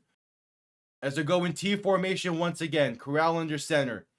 3 people in the backfield, handoff, left side for Person. Good blocking, he gets the edge and a touchdown for Birmingham. That's what happens when you can break the huddle with ease. And they get a massive touchdown off turnover. The first touchdown of the night extends the lead.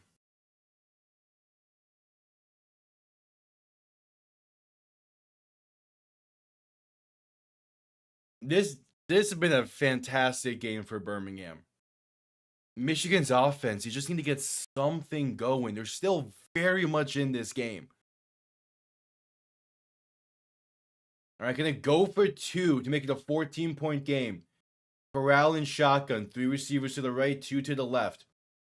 As there's movement up front, this will be a false start.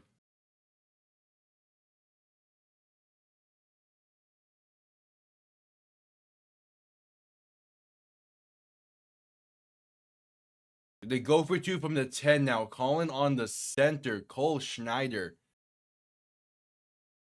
Yeah, we just pronounced his last name.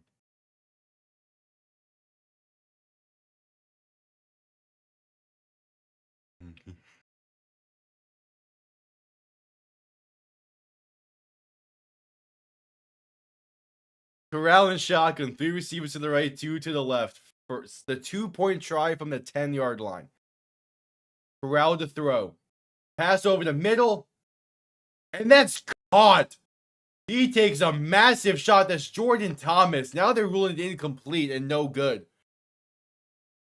Jordan Thomas took a massive hit there. It's a 12-point game. The Panthers getting the ball back, and they're gonna need now you definitely need a drive. Now you 100% need a drive.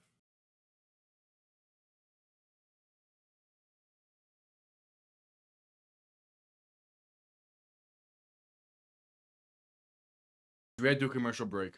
You desperately need a drive now. Oh, it's an unfortunate interception on the previous drive, but you run the ball. Matthew Colburn is getting you about 6 yards a carry right now. Keep it with him. I don't get why Michigan, of all teams, is pass happy. They weren't pass happy last year.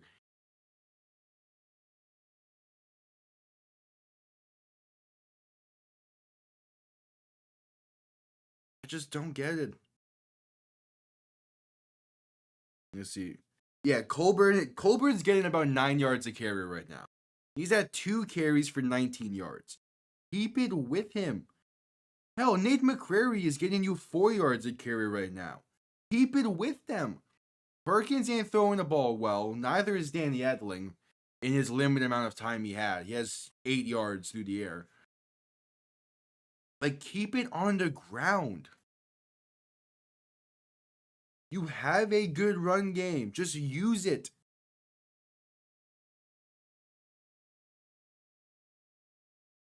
Anyway, we're at commercial break.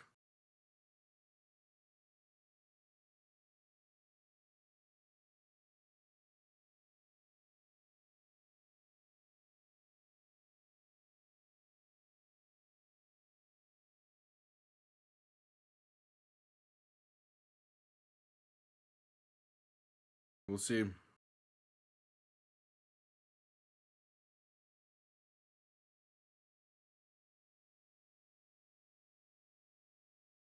I'm still keeping an eye on this Chicago-Washington game in the NHL. The net is empty for Chicago right now. OV could get... Actually, probably wouldn't be anymore. By 2. I need OV to wait one more game. I need to see this happen live. And hopefully on Sunday. Speaking of, I'll be live again tomorrow at 8 o'clock EST for the Memphis Showboats at the DC Defenders. And then I will be live twice on Sunday, once at noon for the Houston Roughnecks at the Arlington Renegades. And then at 6:30 p.m. when the San Antonio Brahmas take on the St. Louis Battlehawks as they're reviewing this 2-point try. And yeah, he doesn't maintain possession all the way through.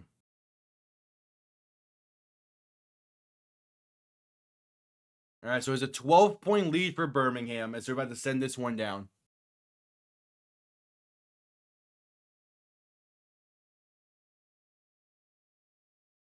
Kickoff underway.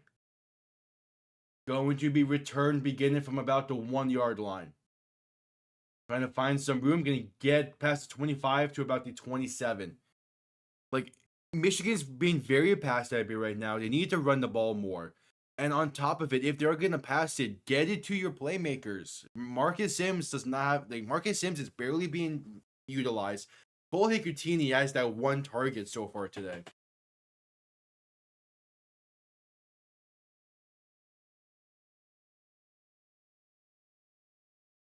We'll see. Ford Field is beautiful. I will say that. I want to go. I want to catch a game at Ford Field at some point. Perkins in shotgun. Back to his right. Going to hand this off up the middle. And there's room to run. A gain of 8. And that's... I believe that's Nate McCrary on the carry. Yeah, a gain of 8. Run the ball. Keep doing it. It's working.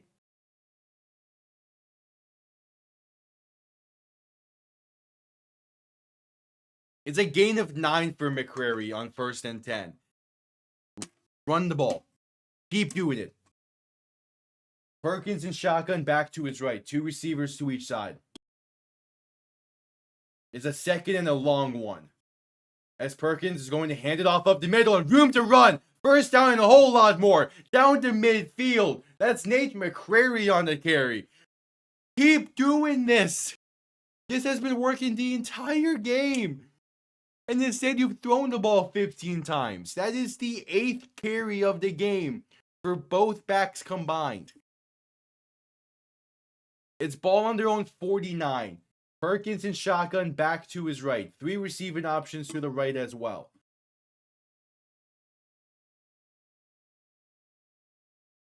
Perkins going to hand this off left side for McCrary, and he's going to get past midfield, a gain of about 2.5-ish.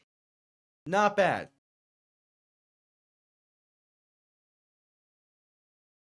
We rule it a 2nd and 7. It's a 2nd and a long 7.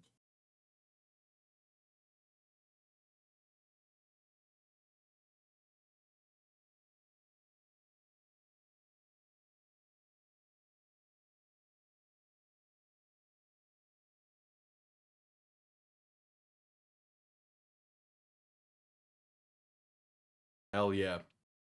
Yeah, MLB The Show 25 has been fun this year. Perkins and shotgun, looking to throw on 2nd and 7. Quick pass left side, it's caught. A first down and more inside the 40. That's Gunnar Oaks on the reception. There we go. Offense is looking well so far.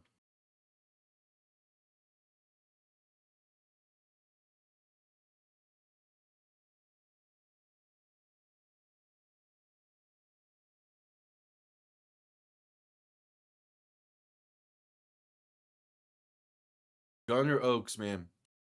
Another good carry there. And Perkins is on time with that throw. Ball on the plus 38. In shotgun, back to his right. 2 receivers to each side. Perkins going to hand this off of the middle for Colbert. Room to run. First down and more. Inside the 25 to the 23. Matthew Colbert. His 3rd carry on the day. And he's already up to over 30. Like, he is running well. Keep it up. This is what they should have been doing the entire game. Great ball carrier vision by Matthew Colburn there. Ball on the 23. Perkins and shotgun, back to his right. 2 receiving options to each side. Perkins going to quick pass right side, caught by Marner in the flat. Going to spin his way past the 20 and down to about the 17. And Michigan has entered the red zone for the first time today. Just under 8 minutes to play in the 3rd, and we have a clock stoppage.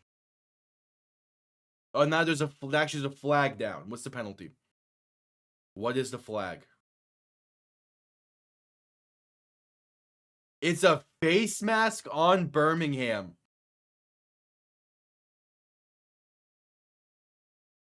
They're going to call it on AJ Thomas.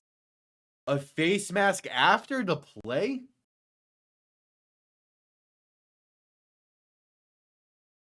So tack on to the end of that one.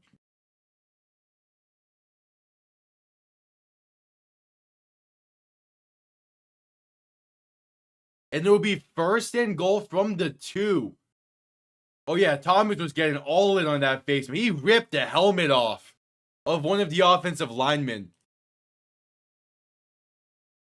He ripped off Ryan Nelson's helmet. Yeah, that's going to be a penalty every day. So now 1st and goal. A big situation here for Michigan. If they can find the end zone and finally have a drive. You need to find the end zone. Perkins, shotgun, back behind him. Ball on the 2-yard line. This better be a handoff. Receiver sent in motion. Perkins, handoff up the middle. It goes nowhere, a loss of 3. That does suck, and that's a great play there by Birmingham. As that was JoJo Tillery on the tackle. But I liked that it was a handoff. Even if it didn't work, the fact that they handed the ball off there is good.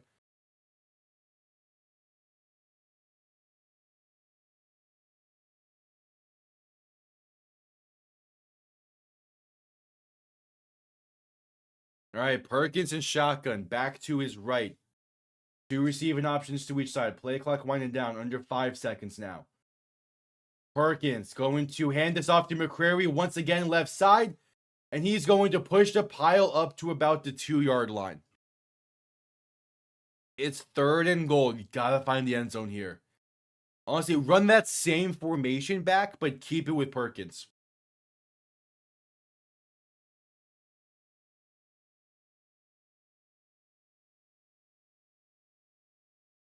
You gotta find the end zone here. You're kind of in 4-down territory. 6.5 to play in the 3rd. Perkins under center. Back and fullback behind him. Ball on the 2-yard line. Perkins, handoff. And that's going to be getting down to the 2. McCrary tripped up in the backfield. And he gets back to the line of scrimmage.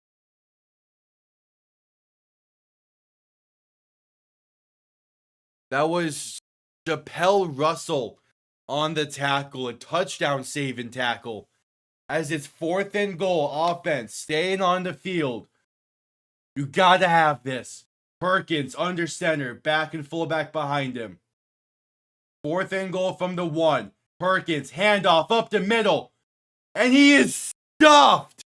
Nothing going there for Matthew Colburn.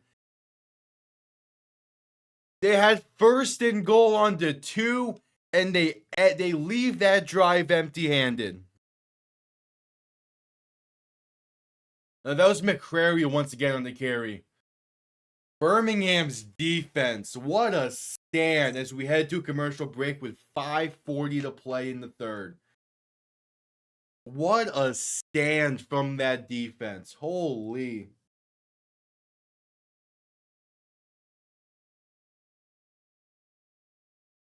Okay, Ovechkin is tied with the record. He has to wait till Sunday to potentially break it. The Pistons are up by 8 with about a minute to play, looking to clinch a playoff spot.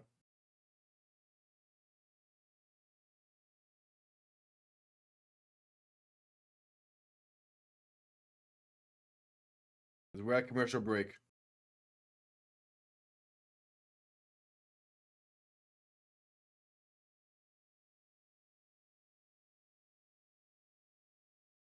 That is unfortunate for Michigan. Like, I like that they handed the ball off there, but I am shocked that they didn't get Perkins outside the pocket once on that series, on that set of downs. Like, his mobility is such a factor. I am shocked they didn't do play action and some kind of bootleg. Like, you get him out in motion. You saw what he was able to do last week out of the pocket on the 2-yard line. I am shocked that they did not have him do any kind of bootleg, any type of rollout, not any kind of design keeper. Like, I am shocked there. But let's see. The defense has a chance here. You get a safety. You're still in this, but you can't give up any more points. You needed that drive.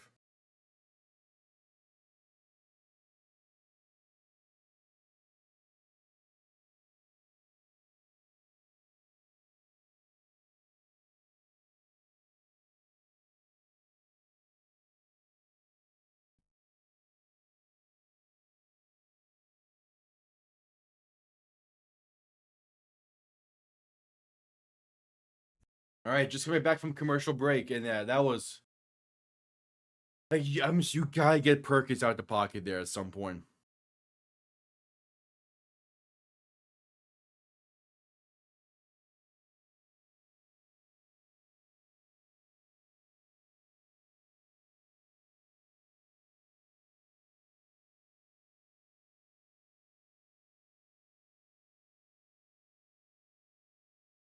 Needed to find that though.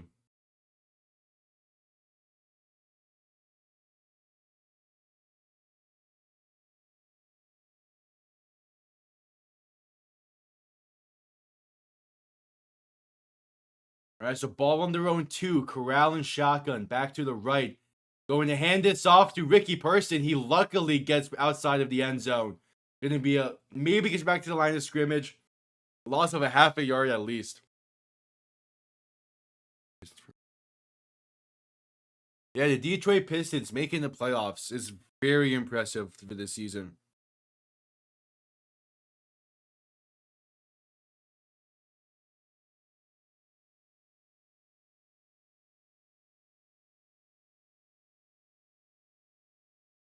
All right, so corral and shotgun back to his left. Two receivers to each side, looking to throw from his own end zone. Passed over the middle, it's caught. Jay Sternenberger down to the 15, maybe the 16. And that's going to give them the breathing room they need. Just under 5 minutes to play in the quarter. The offensive line is much improved this week from last week for Birmingham. And again, a lot of it is Corral is just great timing on these routes. He's getting the ball out quick. Corral and shotgun going to hand this off to Larry Roundtree right side. That's a loss of a yard. The Corral is doing a much better job this week. A much better job compared to Alex McGough last week in just getting the ball out quicker and being on time with his throws. Detroit's back in the playoffs. Hell yeah.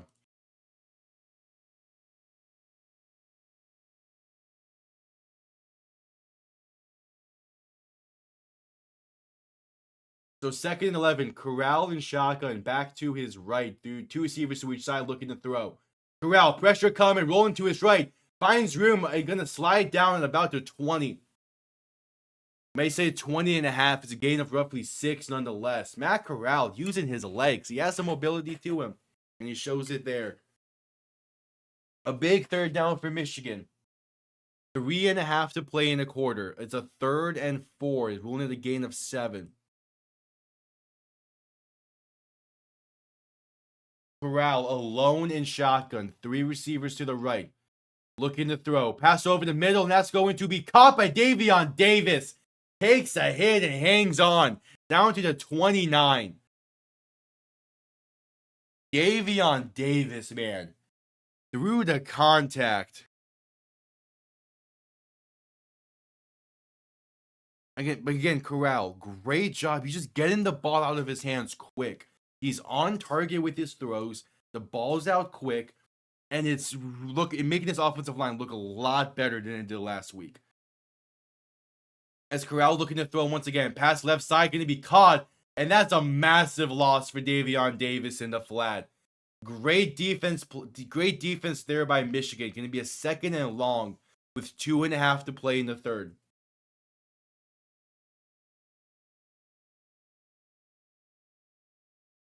Yeah, no. Kai Nakua read that play like a book and blew it up. No great blocking there. Trying to get some kind of a screenplay going.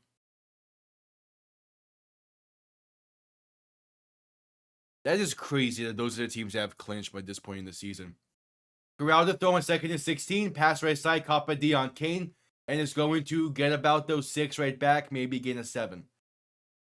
And I know that the Bulls have clinched a play-in spot. I'm not sure if any other teams have clinched play-in yet.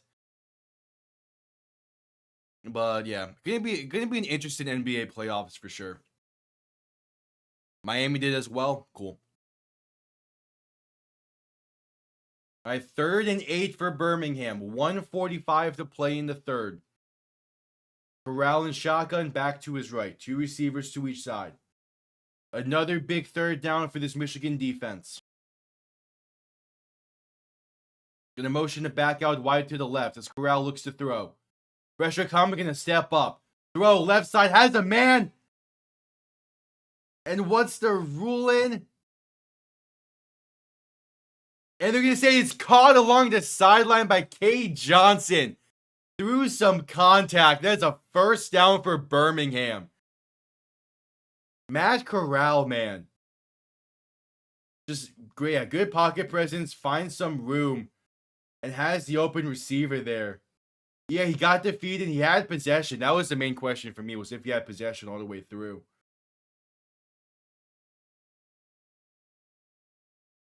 That's close. It's close. He does bobble it. Does he maintain possession by the time while his feet are still in bounds?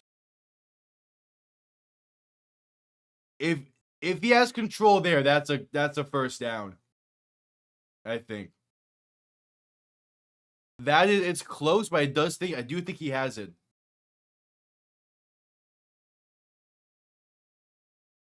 Did they do just expedited review?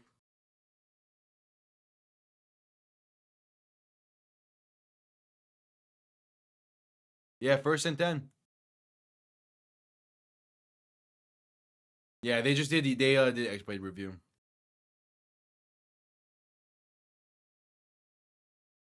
All right, so ball now on their own 48. Corral and shotgun. Going to hand this off to Ricky Person. He's going to get nowhere.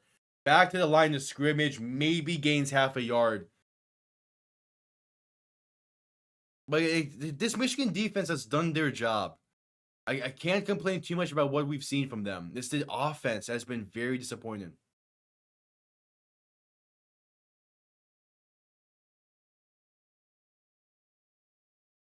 Yeah, Michigan still has their challenge. 30 seconds left in the third. They need to call one more play before the end of the quarter at least. Corral and shotgun back to his right. 3 receivers to the left. Corral looking to throw. Gonna quick pass right side to the flat. That's caught by Ricky Person. And he's going to be stopped behind the line. Loss of a 1, maybe 2. They're going to say loss of a yard. As it's 3rd and 10. And that will bring us to the end of the... I didn't realize not to that. Let's bring us to the end of the third quarter. Just realized I still had a halftime thing on the entire quarter. End of the third quarter. 15 minutes of play. We head to a commercial break. Birmingham up by 12. Michigan very much in this as it's 3rd and 10 for Birmingham when we get back from this commercial break. Yeah, I changed how my OBS and everything is set up for this with one of my monitors, and it blocks the quarter indicator section. So I completely forgot that. I completely forgot to take it off of halftime there. There we go. That should help. Oh, it's the Heat until they get eliminated. Once they do, it'll probably be the Knicks. Even I don't think the Knicks will go far in the playoffs. It'd be nice to see them have success. But it's the Heat. Once they get eliminated, it will be whatever team I feel can cause the most chaos. So probably the Pistons. If the Pistons get past the first round,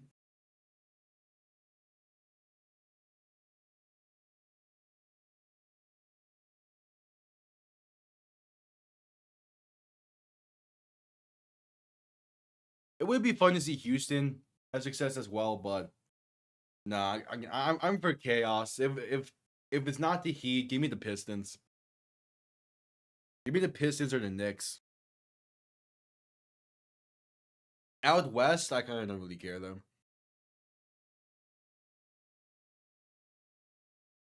It's weird how the Rockets are the second team to clinch out west though. Really, no one else has.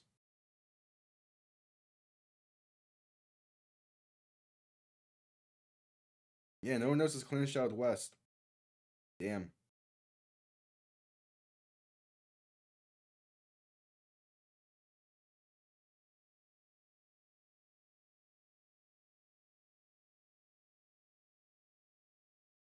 Because we're still at commercial break for the end of the quarter. Nah, Pistons Lakers finals would be funny to see, but no, I doubt it. If anything, if like a true chaotic finals. For a true chaotic finals, give me Pistons and either the Mavericks or the Clippers.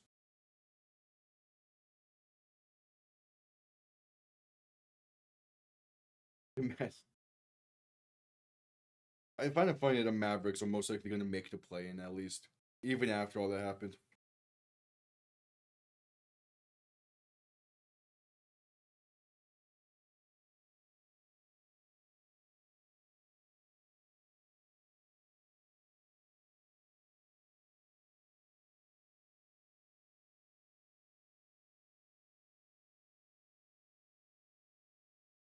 All right, just coming back from commercial break.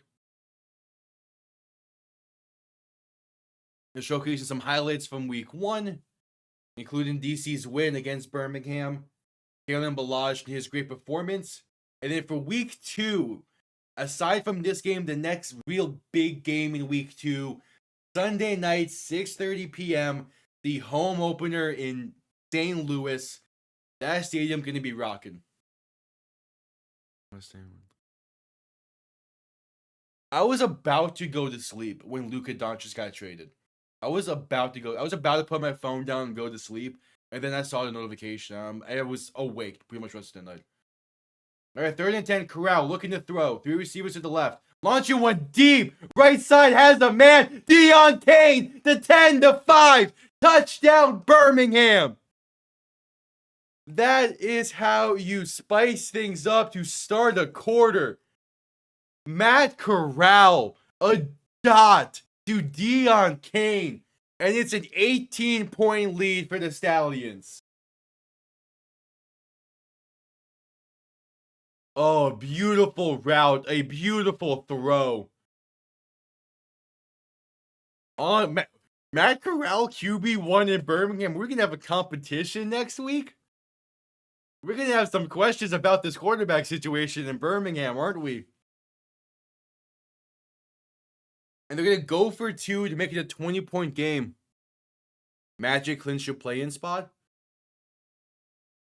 If the Heat and Magic do a play-in game, would that be in Miami or in Orlando?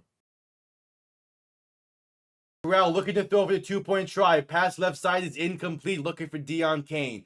It is, for those who are new to the UFL, it is still a 2-possession game. Something to keep in mind. It is still a 2-possession game, as the Panthers will get the ball back. The Panthers Miami currently holds the 9 seed, but Orlando currently holds the 7 seed. Can't be. How much would tickets be? Also, when would that game be? I am tempted. That would be fun to go to. The 15th? What day is the 15th? It is a Tuesday.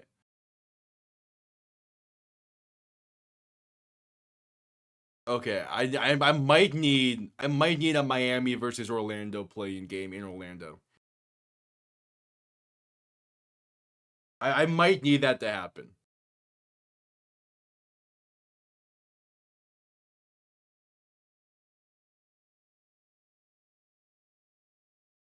I might need that. Winner face Boston, I do not care. Neither of those teams are beating Boston. But it would be fun to go to.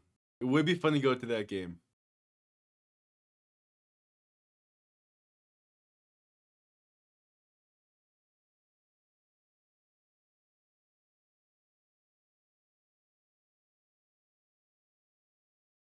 Miami, I guess Miami could still surprise people, but I kind of doubt it.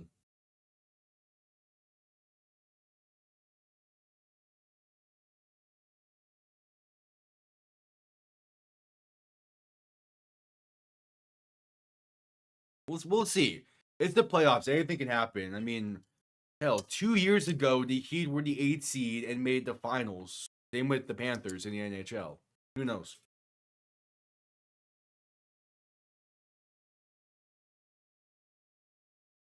Again? Who are they saying is MVP over Jokic? We've been at commercial.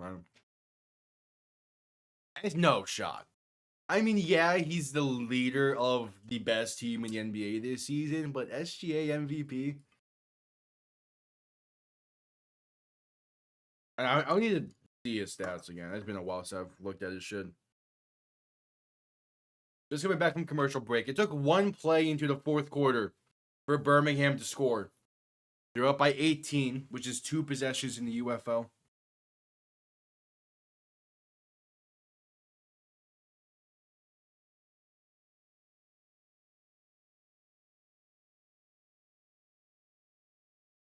Kickoff underway.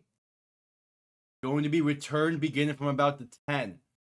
A good return here will help out. You're going to get to about the 32. That's Matthew Colburn on the return. That was a 98-yard touchdown drive, by the way. Just throwing it out there as well. A 98-yard touchdown drive there for Birmingham. Top tier SGA, Jokic, and Giannis. Really, Giannis? I guess.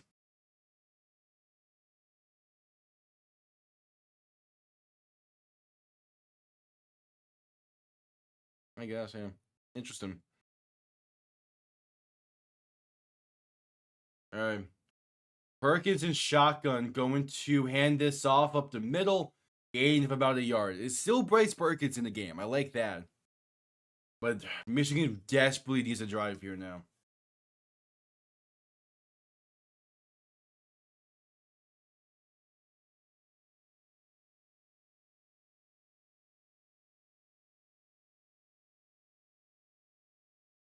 So Perkins alone in shotgun, 3 receivers to the left, 2 to the right. Basically a 2nd and 9.5. Perkins looking to throw. Pressure coming, going to step up and keeping himself left side, using his legs finally today, and going to gain about the 10 needed. Yeah, going to get 10.5 there. First down for Michigan. Finally, Perkins is using his legs today. It's been a no-show on the ground there. Tatum and mid. Okay. I haven't really been following the NBA as much as I probably should this season, but interesting. Interesting top 5.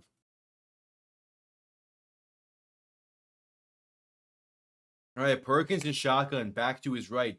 3 receivers to the right as well. Ball now on their own 42. Perkins going to hand this off left side. Has some room. That's Colburn to about midfield. Maybe to plus 49. Either way, some great running from Matthew Colburn. The ground game is so important for Michigan. Like they need to get it going consistently in some of these future games. Like they were very much in this game.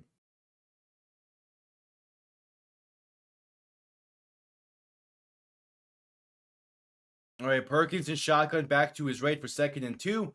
Going to hand this off up the middle, and that is Colburn going to gain half a yard.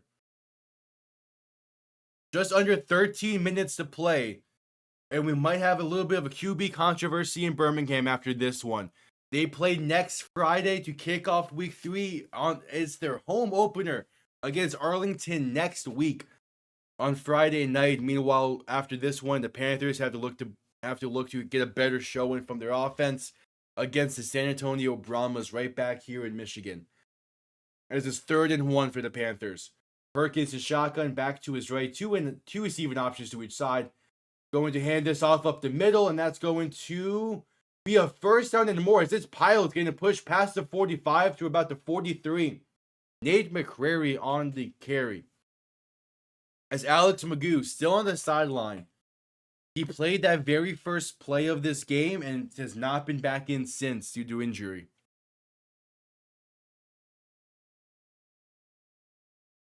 And remember, this is still a 2-possession game. Michigan is not quite out of this just yet, but they're gonna need just shy of a miracle. Perkins is shotgun back to his left. 3 receiving options to the right. Gonna look to throw once again.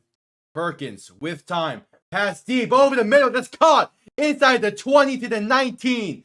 The OC Mariner hanging on through the contact. Michigan has entered the red zone.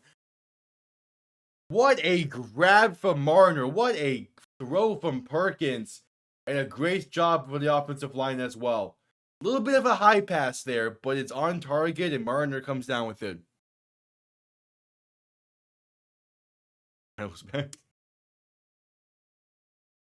Ball on the 20. Perkins going to hand this off up the middle, going to gain about a yard. Oh, they're going to say a fumble now, are they? No, I can say down. Oh, and McCrary is going to limp off the field. Oh, he doesn't make it to the sideline limping. He's in a lot of pain. Oh, this would be such a bad loss for this Michigan offense. He's in a lot of pain as he gets upended and he gets upended and tabletopped. Yeah,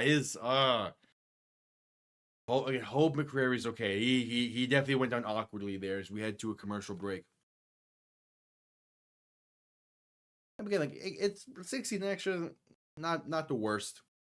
Hell, I don't think this jersey costs extra than it would have. I wouldn't be shocked if it did, considering I got this Panther jersey at the Eastern Conference Finals last year. But it was about time I got a Panthers jersey. I've been going to a lot more Panther games over the past 2 years. So I needed a jersey.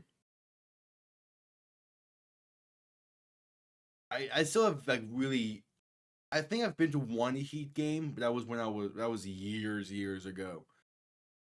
The issue is like basketball games, man, they're expensive.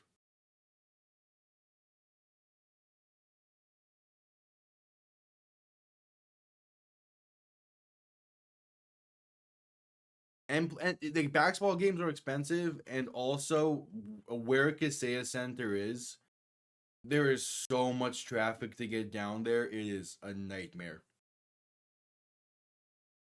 Meanwhile, where Amrit Bank is, like Amrit Bank is in the perfect location. That is a lot, and plus again, tickets aren't too bad to go to Panther games. Even even this season when they were really good, like you can get really solid seats, like $30, and parking is free because the stadium is right across the street from a mall. So there's a shit ton of parking there. Like it's great. Love going to Panther games.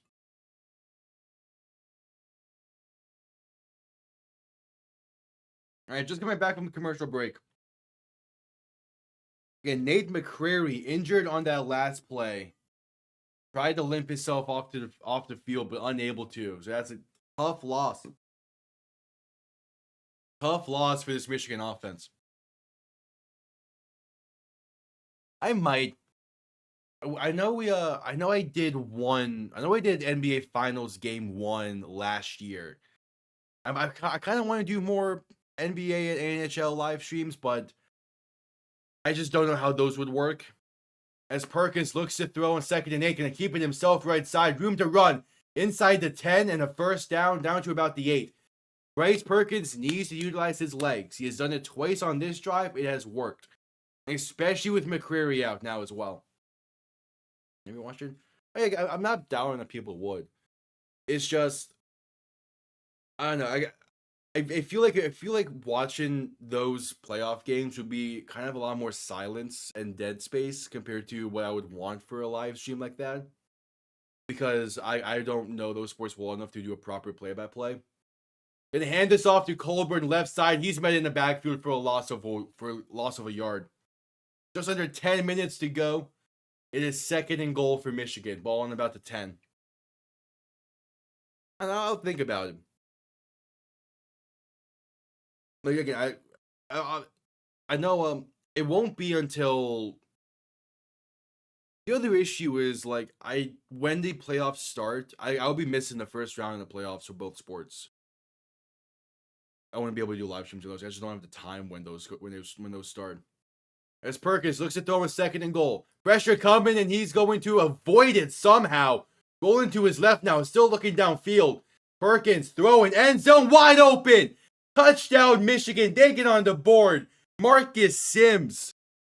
Somehow, man, Bryce Perkins finds ways to make magic happen with his legs. And the Panthers are on the board. They could go for a 3 here to try and make it a 1-score game.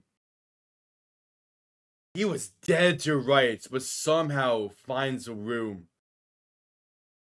Like, I swear, I like Danny Edling, don't get me wrong. I do like Edling as a person and as a quarterback sometimes.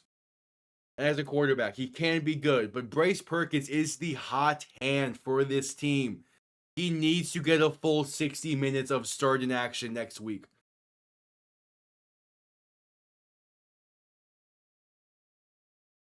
Oh, and there's a penalty on this as well?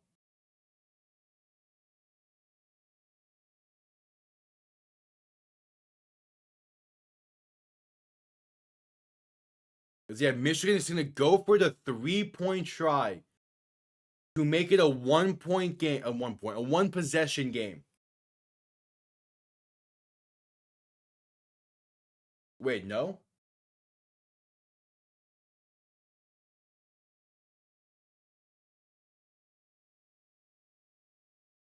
They're gonna go for a 1-point try from the 2? Oh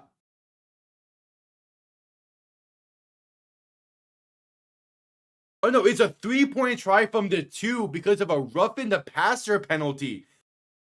Perkins keeping it himself, rolling to his right, has room, and he's going to get in.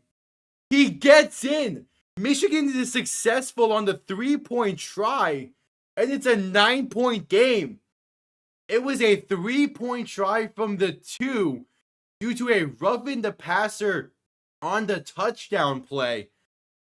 And it's a 1-possession game with 9:16 to play.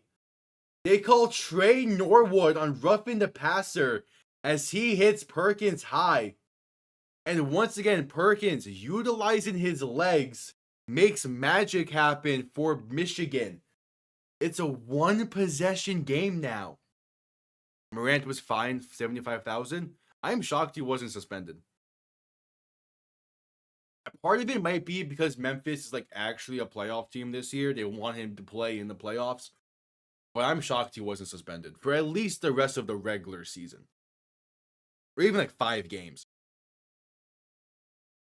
But yeah, we're into it.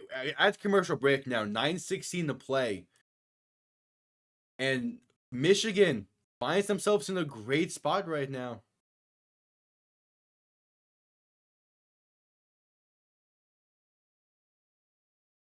Somehow, man, they find themselves only down by 9. With the this game can get very interesting. Buddy Hield was not. Oh, wasn't the reason? Okay, now I'm curious. What was the reason then? I could have sworn that's what they were to get him on. I mean, that's what everyone was talking about.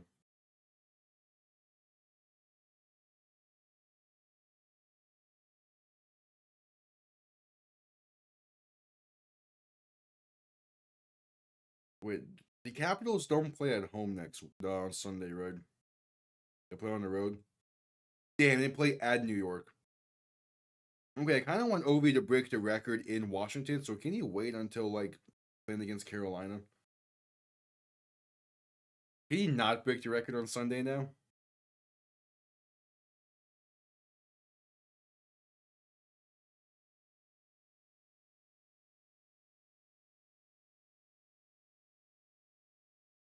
We'll see.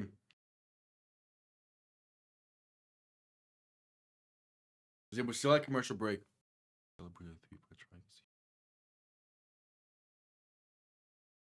Oh no, yeah, okay, yeah. That's what I was expecting it to be.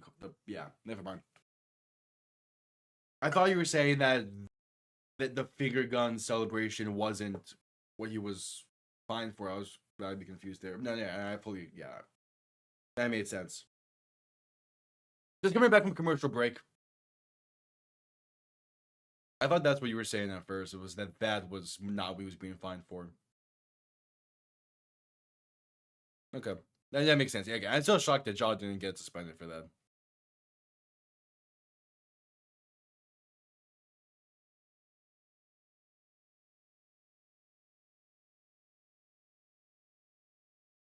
Bryce Perkins has been playing so well, man. This weekend, last week, like he needs to be the full-time starter for Michigan. Kickoff underway, going to bounce to be returned inside the 5. And as Dion Kane on the return, going to get out of bounds to the 21. Some great kick coverage there. And then we interview Bryce Perkins on the sideline now.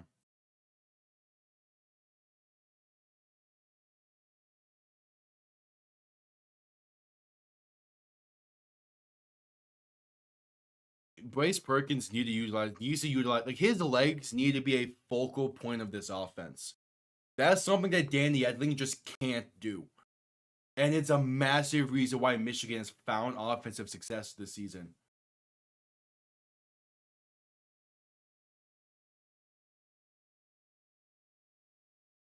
Oh, they're playing Squabble Up in Ford Field. Hell yeah.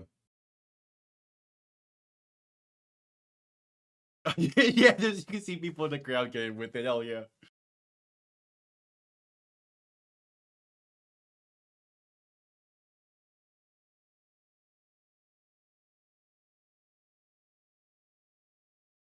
All right, 1st and 10. Corral and shotgun back to his right. 3 receivers to the left. Ball on the 17. Going to hand this off right side. Breaks 1 tackle and going to get back to the line of scrimmage. Maybe gains a yard. That's Larry Roundtree on the carry. This Michigan defense has a big spot here now. If they can make a play, Michigan is still very much in this game, with this being a 1-possession game. A 3-and-out here for Michigan's defense would be massive. All right, 2nd and 9. Corral and shotgun back to his right. 3 receivers to the left. Ball on the 18. Corral looking to throw. Pass time. Pass left side and incomplete. Nearly picked off again. Looking for Davion Davis. He threw that pass in the flat. Well late. Kendrick Whitehead on coverage. He had it. That's supposed to be a quick throw to the flat or maybe to the slant. He threw that well late.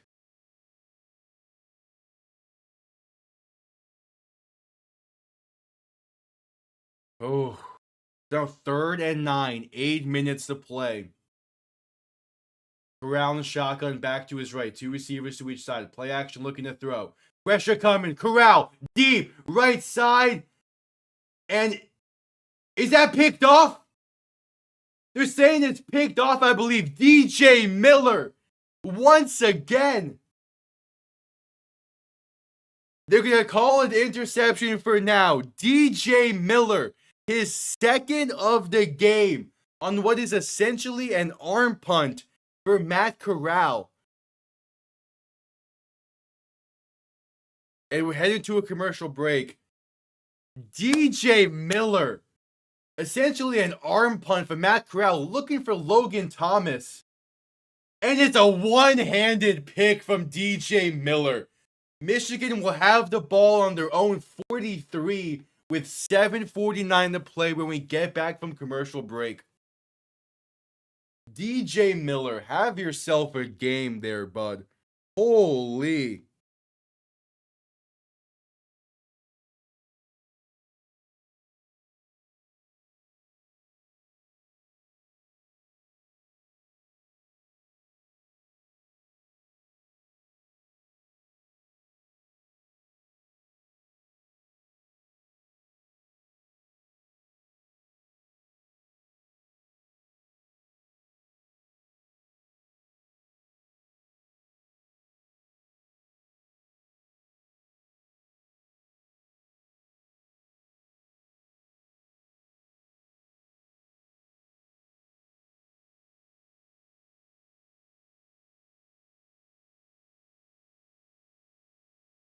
All right, commercial break, 7:49 to play.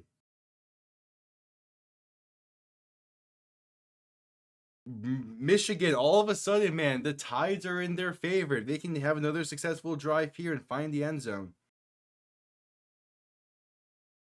As there's just over 10,000 people in attendance for this one. That's a nice attendance for Michigan.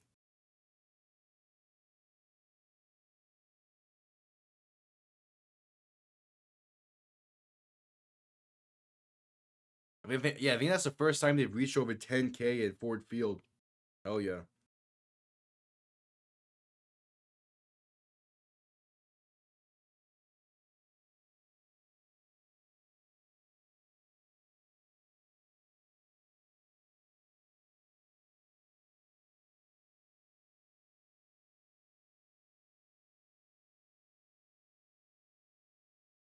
We're still at commercial break.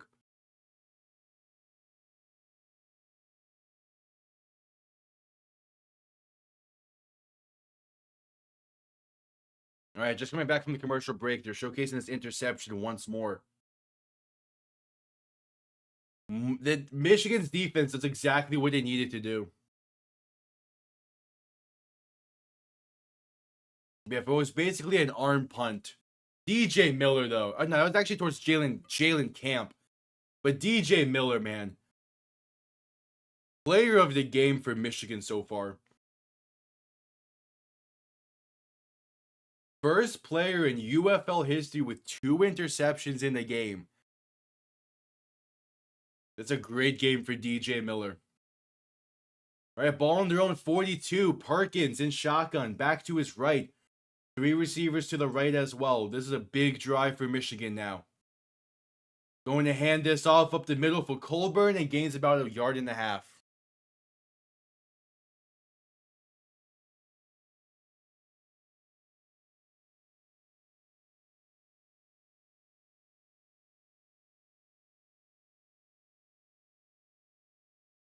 In a spot here.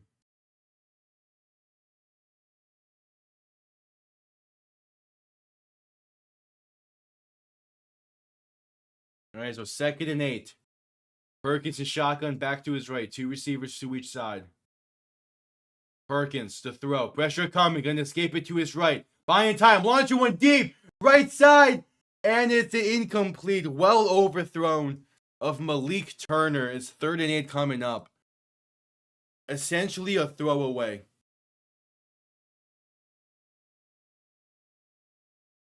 Yeah, good pressure up the middle for Birmingham. Forced a bad throw. No. I would have my phone would have been flooded with notifications if that happened. It makes sense, kind of. He wanted to go to the 49ers when he left Green Bay. All right, Perkins alone in shotgun. 3 receivers to the right, looking to throw once again. Quick pass, right side, that's caught, and going to be a gain of about 5 to the 49. Gunner Oaks on the reception, and it sets them up to go for it on 4th down. 4th and 3 makes it a more manageable 4th down. No. This has to be a fake.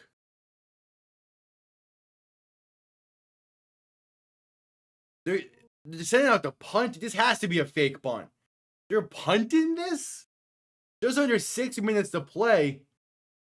And punt comes off clean. I do not agree with this decision at all. Going to be brought down inside the 20 at about the 17. I do not agree with that decision at all.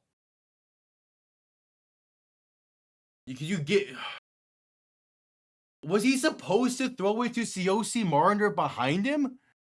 Was that Perkins just not reading the play well? Because Marner was getting open there. It would have been a very tight throw. But he was getting open there. If it's a good throw, that might have gotten the 1st down if he passed it to Marner.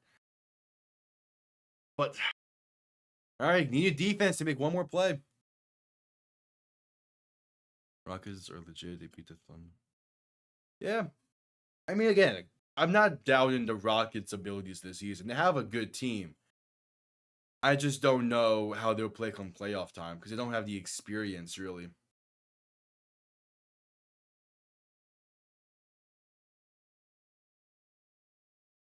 It's we're at a commercial break. It's 4th and 3. You're not past midfield yet. I do not agree with them punting that ball away. I really don't. I feel like you had to go for it there. Just under 6 minutes to play. You have all 3 timeouts, yes, but you're really banking on your defense to come up big once again in this moment. I just,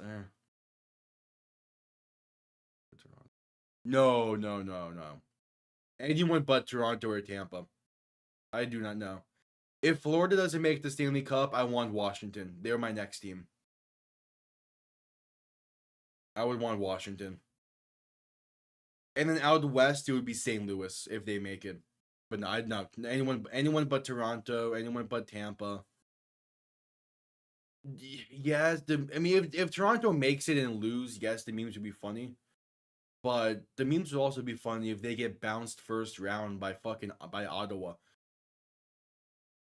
Like that's if Toronto wins the Atlantic and has to play Ottawa in the first round and they lose, oh, the memes would be through the roof. There would be so many memes there. And then ideally, Florida beats Tampa in the first round, and you get a little Kachuk brother duel in the second round. Like hey, the story writes itself. Just coming back from commercial break. Matt Corral still in the game. Is Alex McGough still? I guess he's Alex McGough at this point out for the game after getting injured in the first play. If Ottawa sweeps Toronto in the first round, I will buy an Ottawa Senators jersey. Not even kidding. If they sweep Toronto in the first round. Corral and shotgun going to hand this off to Ricky Person up the middle. He's going to maybe lose half a yard, maybe get back to the line of scrimmage. But a great play there by this Michigan defense. It's the stuff you need.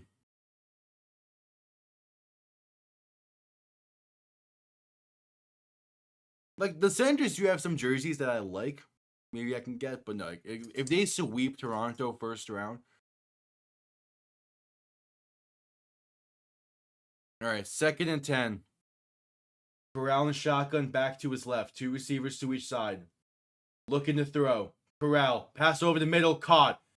Davion Davis running backwards and going to be brought down at the 20. He caught it about 6 yards down the field. Going to be a gain of only 3. Just under 5 minutes to play now. 3rd and 6.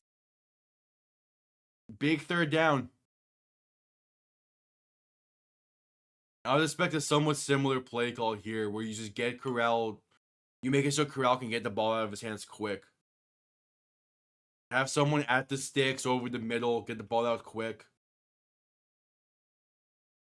Corral shotgun back to his right. 2 receivers to each side. Looking to throw. Quick pass at the sticks over the middle and it's dropped. Incomplete. Looking for Jay Sternenberger. Couldn't hang on through the contact. It's a 3 and out for Birmingham's offense as there's a Panther down on the ground afterwards. I believe that's Kai Nakua. They called exactly the play I thought they were going to call. And yeah, Nakua gets hit by his own. Some little friendly fire there. They called exactly the play I thought they were going to call. Just a quick hitter over the middle at the sticks. And Kai Nakua forces the ball loose as it's 4th and 6. Birmingham's going to punt this one away. A big 3 and out forced by this defense. As there's movement up front, Birmingham trying to make this a 4th and 1. Trying to get Michigan to jump, but instead it's a false start on Birmingham. So it's 4th and 11. This is a good punt return here. Really sets up Michigan well. But now with about 4 minutes to play by the time you get the ball back, it's you have officially entered 4 down territory if you're Michigan. The punt comes off clean. Going to be returned beginning from about mid. He muffed it! Punt is muffed!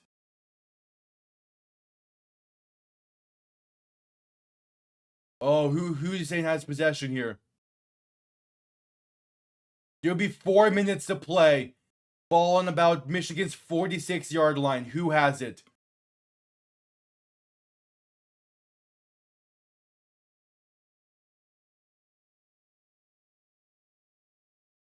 Birmingham comes up with it out of the pile, but who had possession first?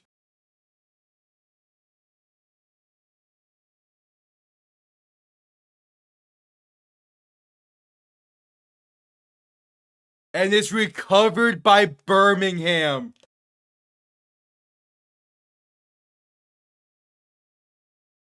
It was a short punt. Ross muffed. You let that bounce.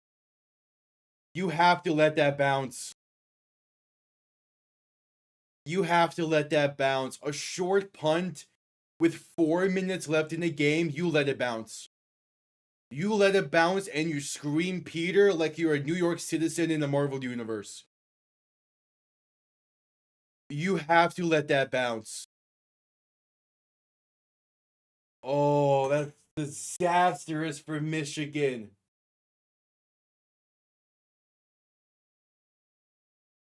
Oh my, that might have just lost them the game.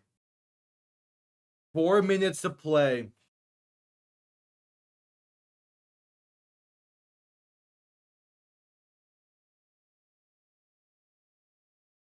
Four minutes to play. Michigan has all their timeouts.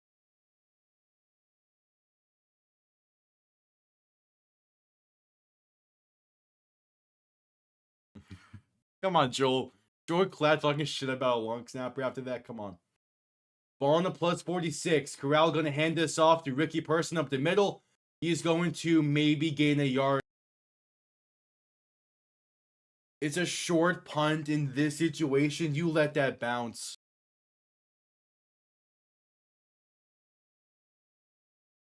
You have to let that bounce. You let that bounce or you call fair catch. And just hope you can. That's unfortunate. He's kicking himself about that. That might have just cost him the game. We'll see what the defense can do.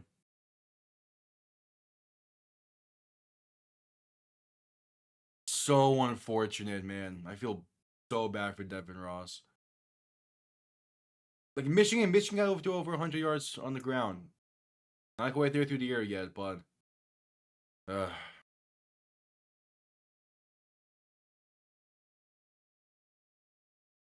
just unfortunate.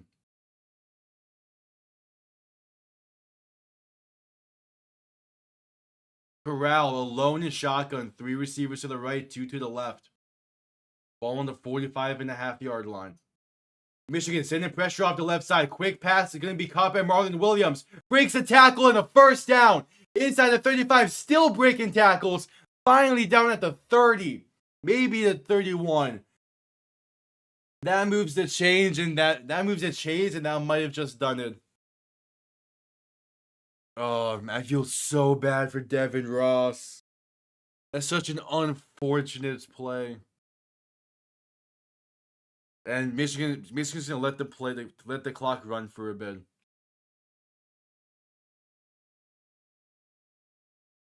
And they're gonna try to milk this clock. They're in field goal range now. You can't get moved back. Corral and shotgun. 3 receivers to the right, 2 to the left. Ball on the plus 31-yard line. Corral to throw. Quick pass over the middle. That's caught by Logan Thomas. And a gain of about 6 up to the 25. Michigan's really going to need a miracle now. As they call their second timeout. Just under 3 minutes to play.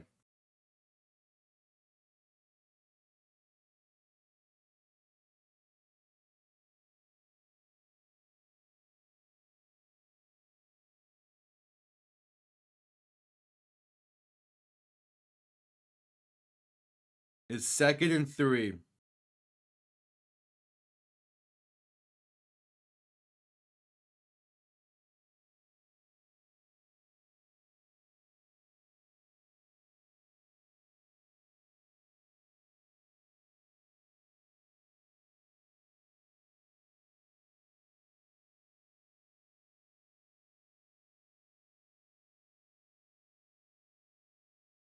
All right, 2nd and 3. Michigan's defense needs to make a play now. Corral alone in shotgun. 3 receivers to the right, 2 to the left. I don't like this decision.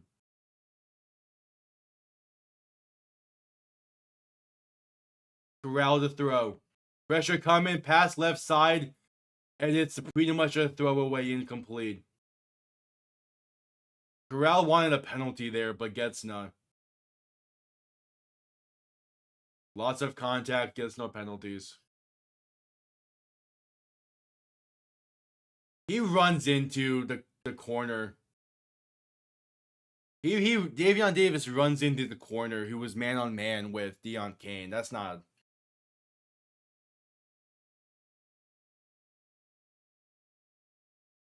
Are we getting this reviewed?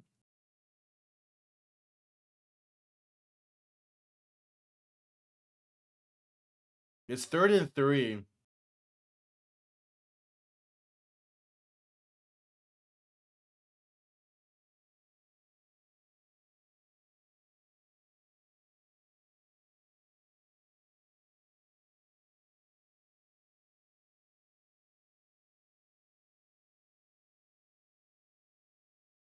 Oh.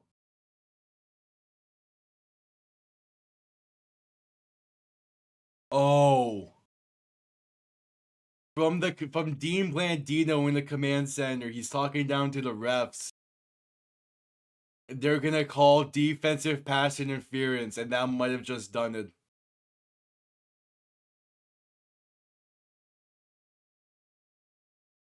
They're gonna call this DPI.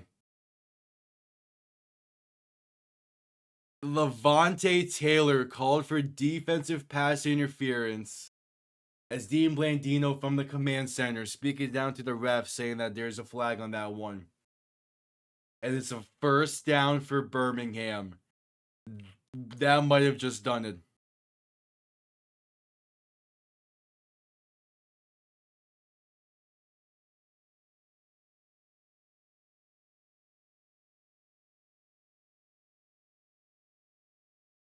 As in, within the last 5 minutes, Dean Blandino and Mike Piera for the ESPN broadcast, they're allowed to jump in like this and overturn a call like this to where they can then add the flag afterwards. As they're saying that if Davion Davis wasn't hit there by Levante Taylor, the pass would have been catchable, and thus they added a DPI. So it's 1st and 10 from the 16, and they added about 14 seconds to the clock.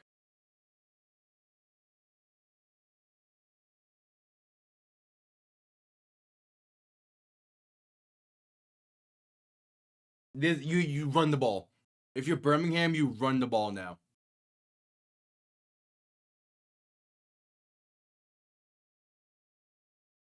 You just run the ball here. You don't want to risk an interception, especially one that could turn into a pick six very easily inside the red zone.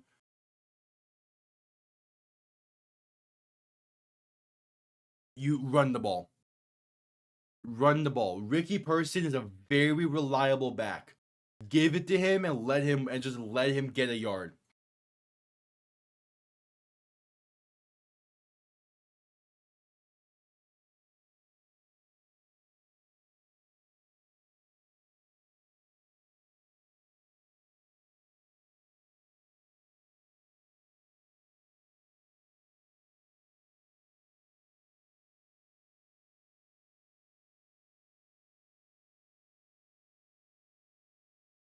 Yeah, they're gonna just run the ball here.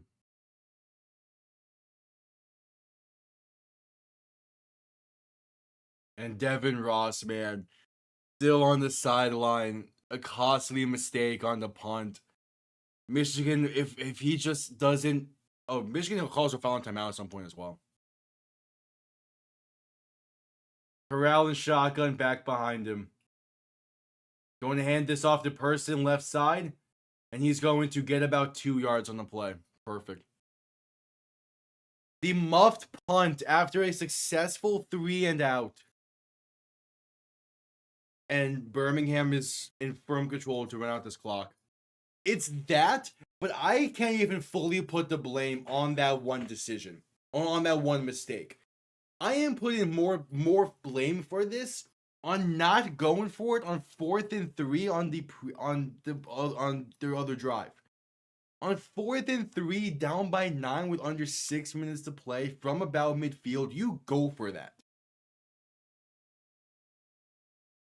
Corral going to hand this off to Person left side. He's going to get right back to the line of scrimmage on 2nd and 7. So it will be 3rd and 7, and that will bring us to the 2-minute warning. 3rd and 7, 2 minutes to play. A 1st down ends the game. They have to call one more play and you'll be able to kill about 30, 40 seconds of clock. before going for the field goal try. That muffed punt, though, from Devin Ross. Costly. Such a costly penalty to have in this moment.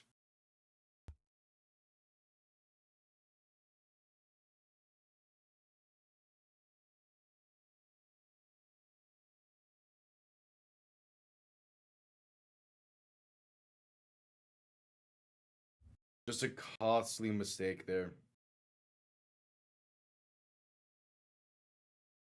And it's a great performance from this Michigan defense and from DJ Miller specifically that has just gone to waste because of an offense that couldn't get anything going until way too late. Bryce Perkins, for next week, Bryce Perkins needs to have a full 60 at quarterback, and they need to utilize his legs a lot more. They did last week against Memphis, and they won, and they had a good offensive showing. You need to utilize Bryce Perkins' legs. You need to utilize Matthew Colburn more. You need to get this ground game going. An unfortunate showcase for this Michigan offense.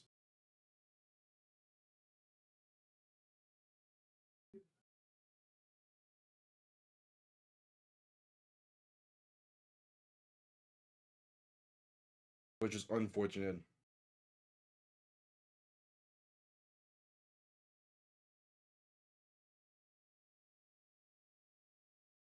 We're still at commercial break.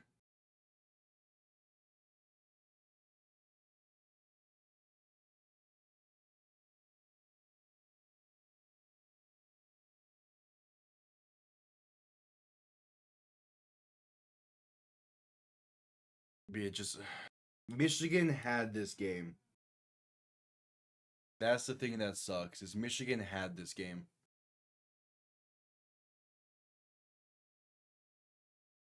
All right, just coming back from commercial break. 2 minutes to play in this one.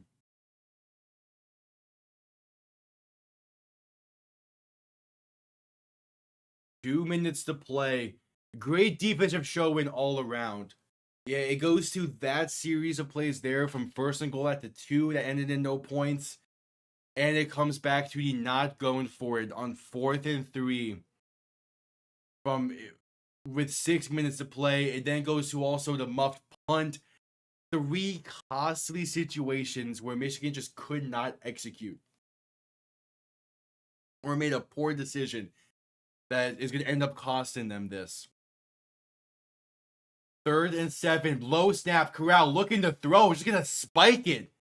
Incomplete, try to get a screen going there, but a poor snap. And the clock's, why are you passing the ball? Birmingham.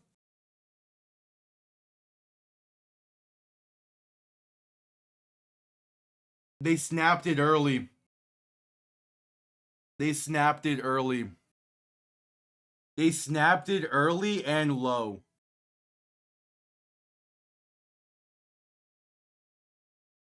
Corral does make a good play throwing at the feet of Ricky Person, but that's a bad mistake to make if you're Birmingham there. Still shows that they have stuff to work on.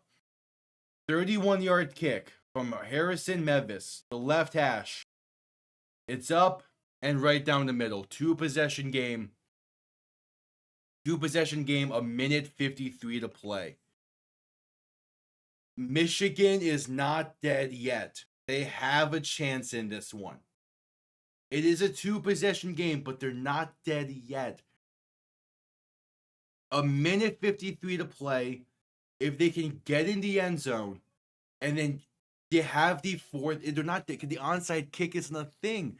You have a 4th and 12 from your own 28 is a lot easier to convert. Michigan's not dead yet. They have a chance in this, but they're going to need a miracle. That's a bad mistake from Birmingham. If you just run the ball there, or if Corral just goes down, instead, you can really kill the clock there and pretty much steal the game. Instead, Michigan has a chance. We saw last year, San Antonio against Memphis. With just under 2 minutes to play, San Antonio successfully completed a comeback very similar to this. 2 very different teams from that game to this one, but there is a chance. This has happened before.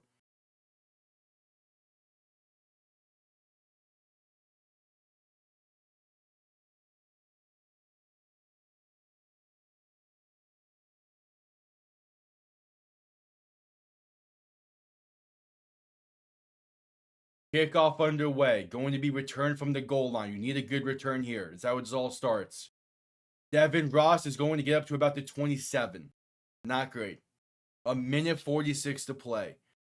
And now comes Bryce Perkins.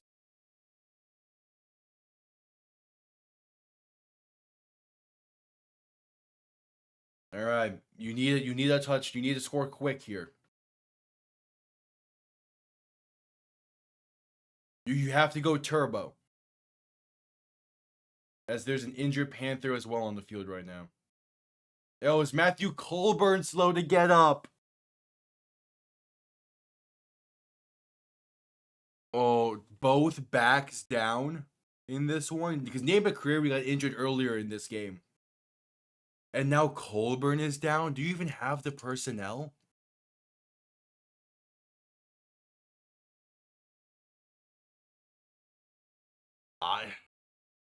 Honestly, I think that's fine, weirdly enough. If you throw out O2 personnel with Marcus Sims, COC Marner, and Malik Turner, plus Gunnar Oaks and Cole Catini, that's not bad. You can even throw out 4 receivers and put Samson Nakua in there. They have the personnel for this situation. It's going to be a more of a pass-happy situation now.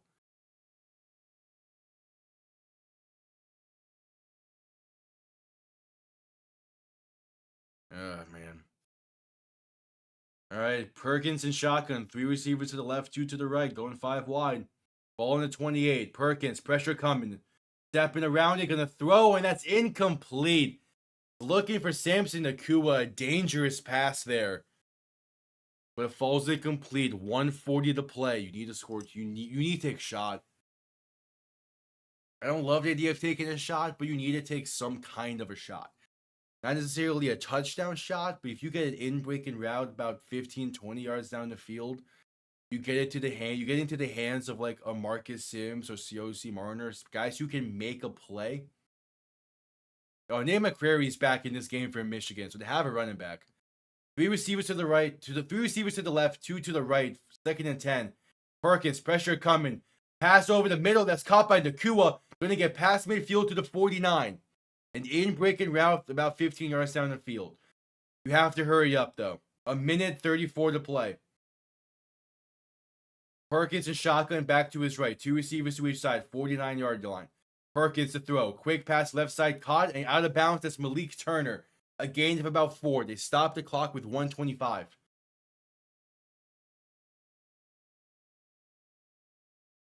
All right, you got something cooking here.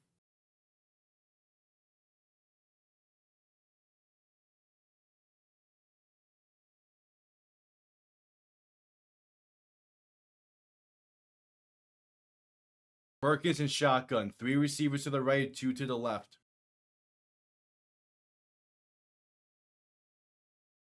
Perkins to throw. Pressure coming, gonna roll to his left.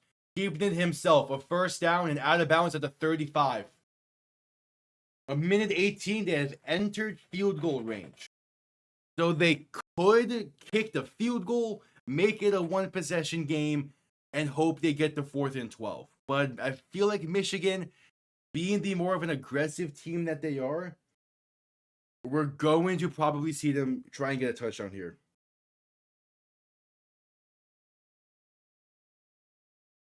Perkins alone in shotgun. 3 receivers to the right, 2 to the left. Ball on the 36. Perkins to throw. Stepping up, pressure coming, and sacked. Can't have that. Sacked at the 39. Bradley and I with the sack. That's something you can have there. And go and hurry up. Perkins and shotgun back to his right. 2 receivers to each side. Perkins to throw. Pressure coming once again. Pass over the middle. That's caught by McCreary. Makes 1-man miss. Get the first down. Ball to the 25. First down. Clock stops momentarily for them to line up. Or as opposed to, they're letting this run. Are they going to mark him short, actually? That's why. 3rd and 1. Perkins and shotgun. And going to hand this off up the middle. That's a first down to the 20. Hurry up and spike it.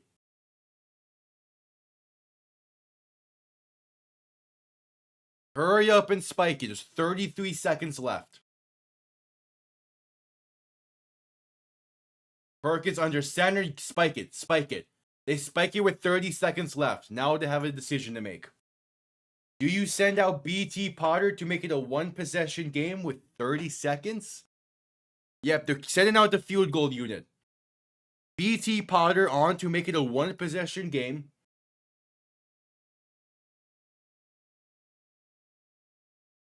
Then they have to convert the 3rd and 12. They need to convert the 4th and 12. And then find a way into the end zone.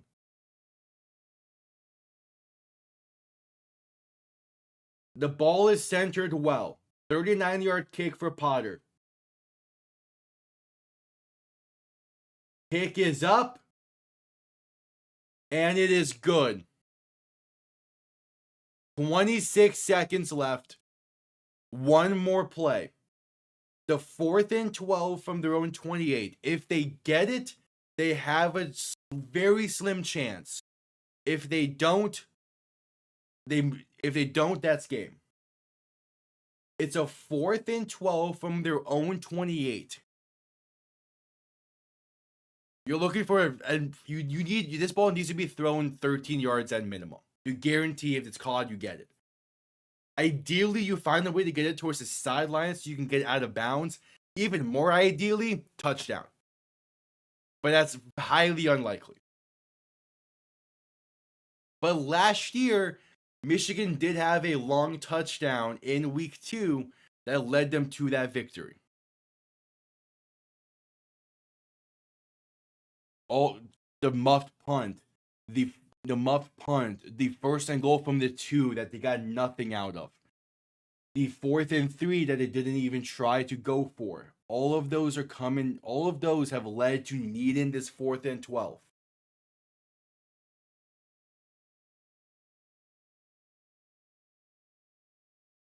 Perkins alone in shotgun. 3 receivers to the right, 2 to the left. They're going all hooks. You need 12 yards.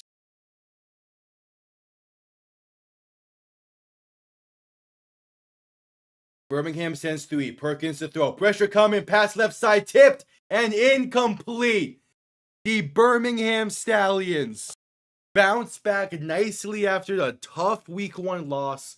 Matt Corral had to step up after Alex McGough got injured on the first play of the game. Matt Corral played well. The Birmingham defense played extremely well. And the Stallions are going to move to 1-1 on the season. A great win for the Stallions.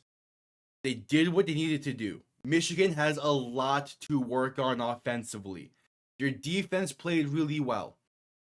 But offensively, they have stuff they need to work on.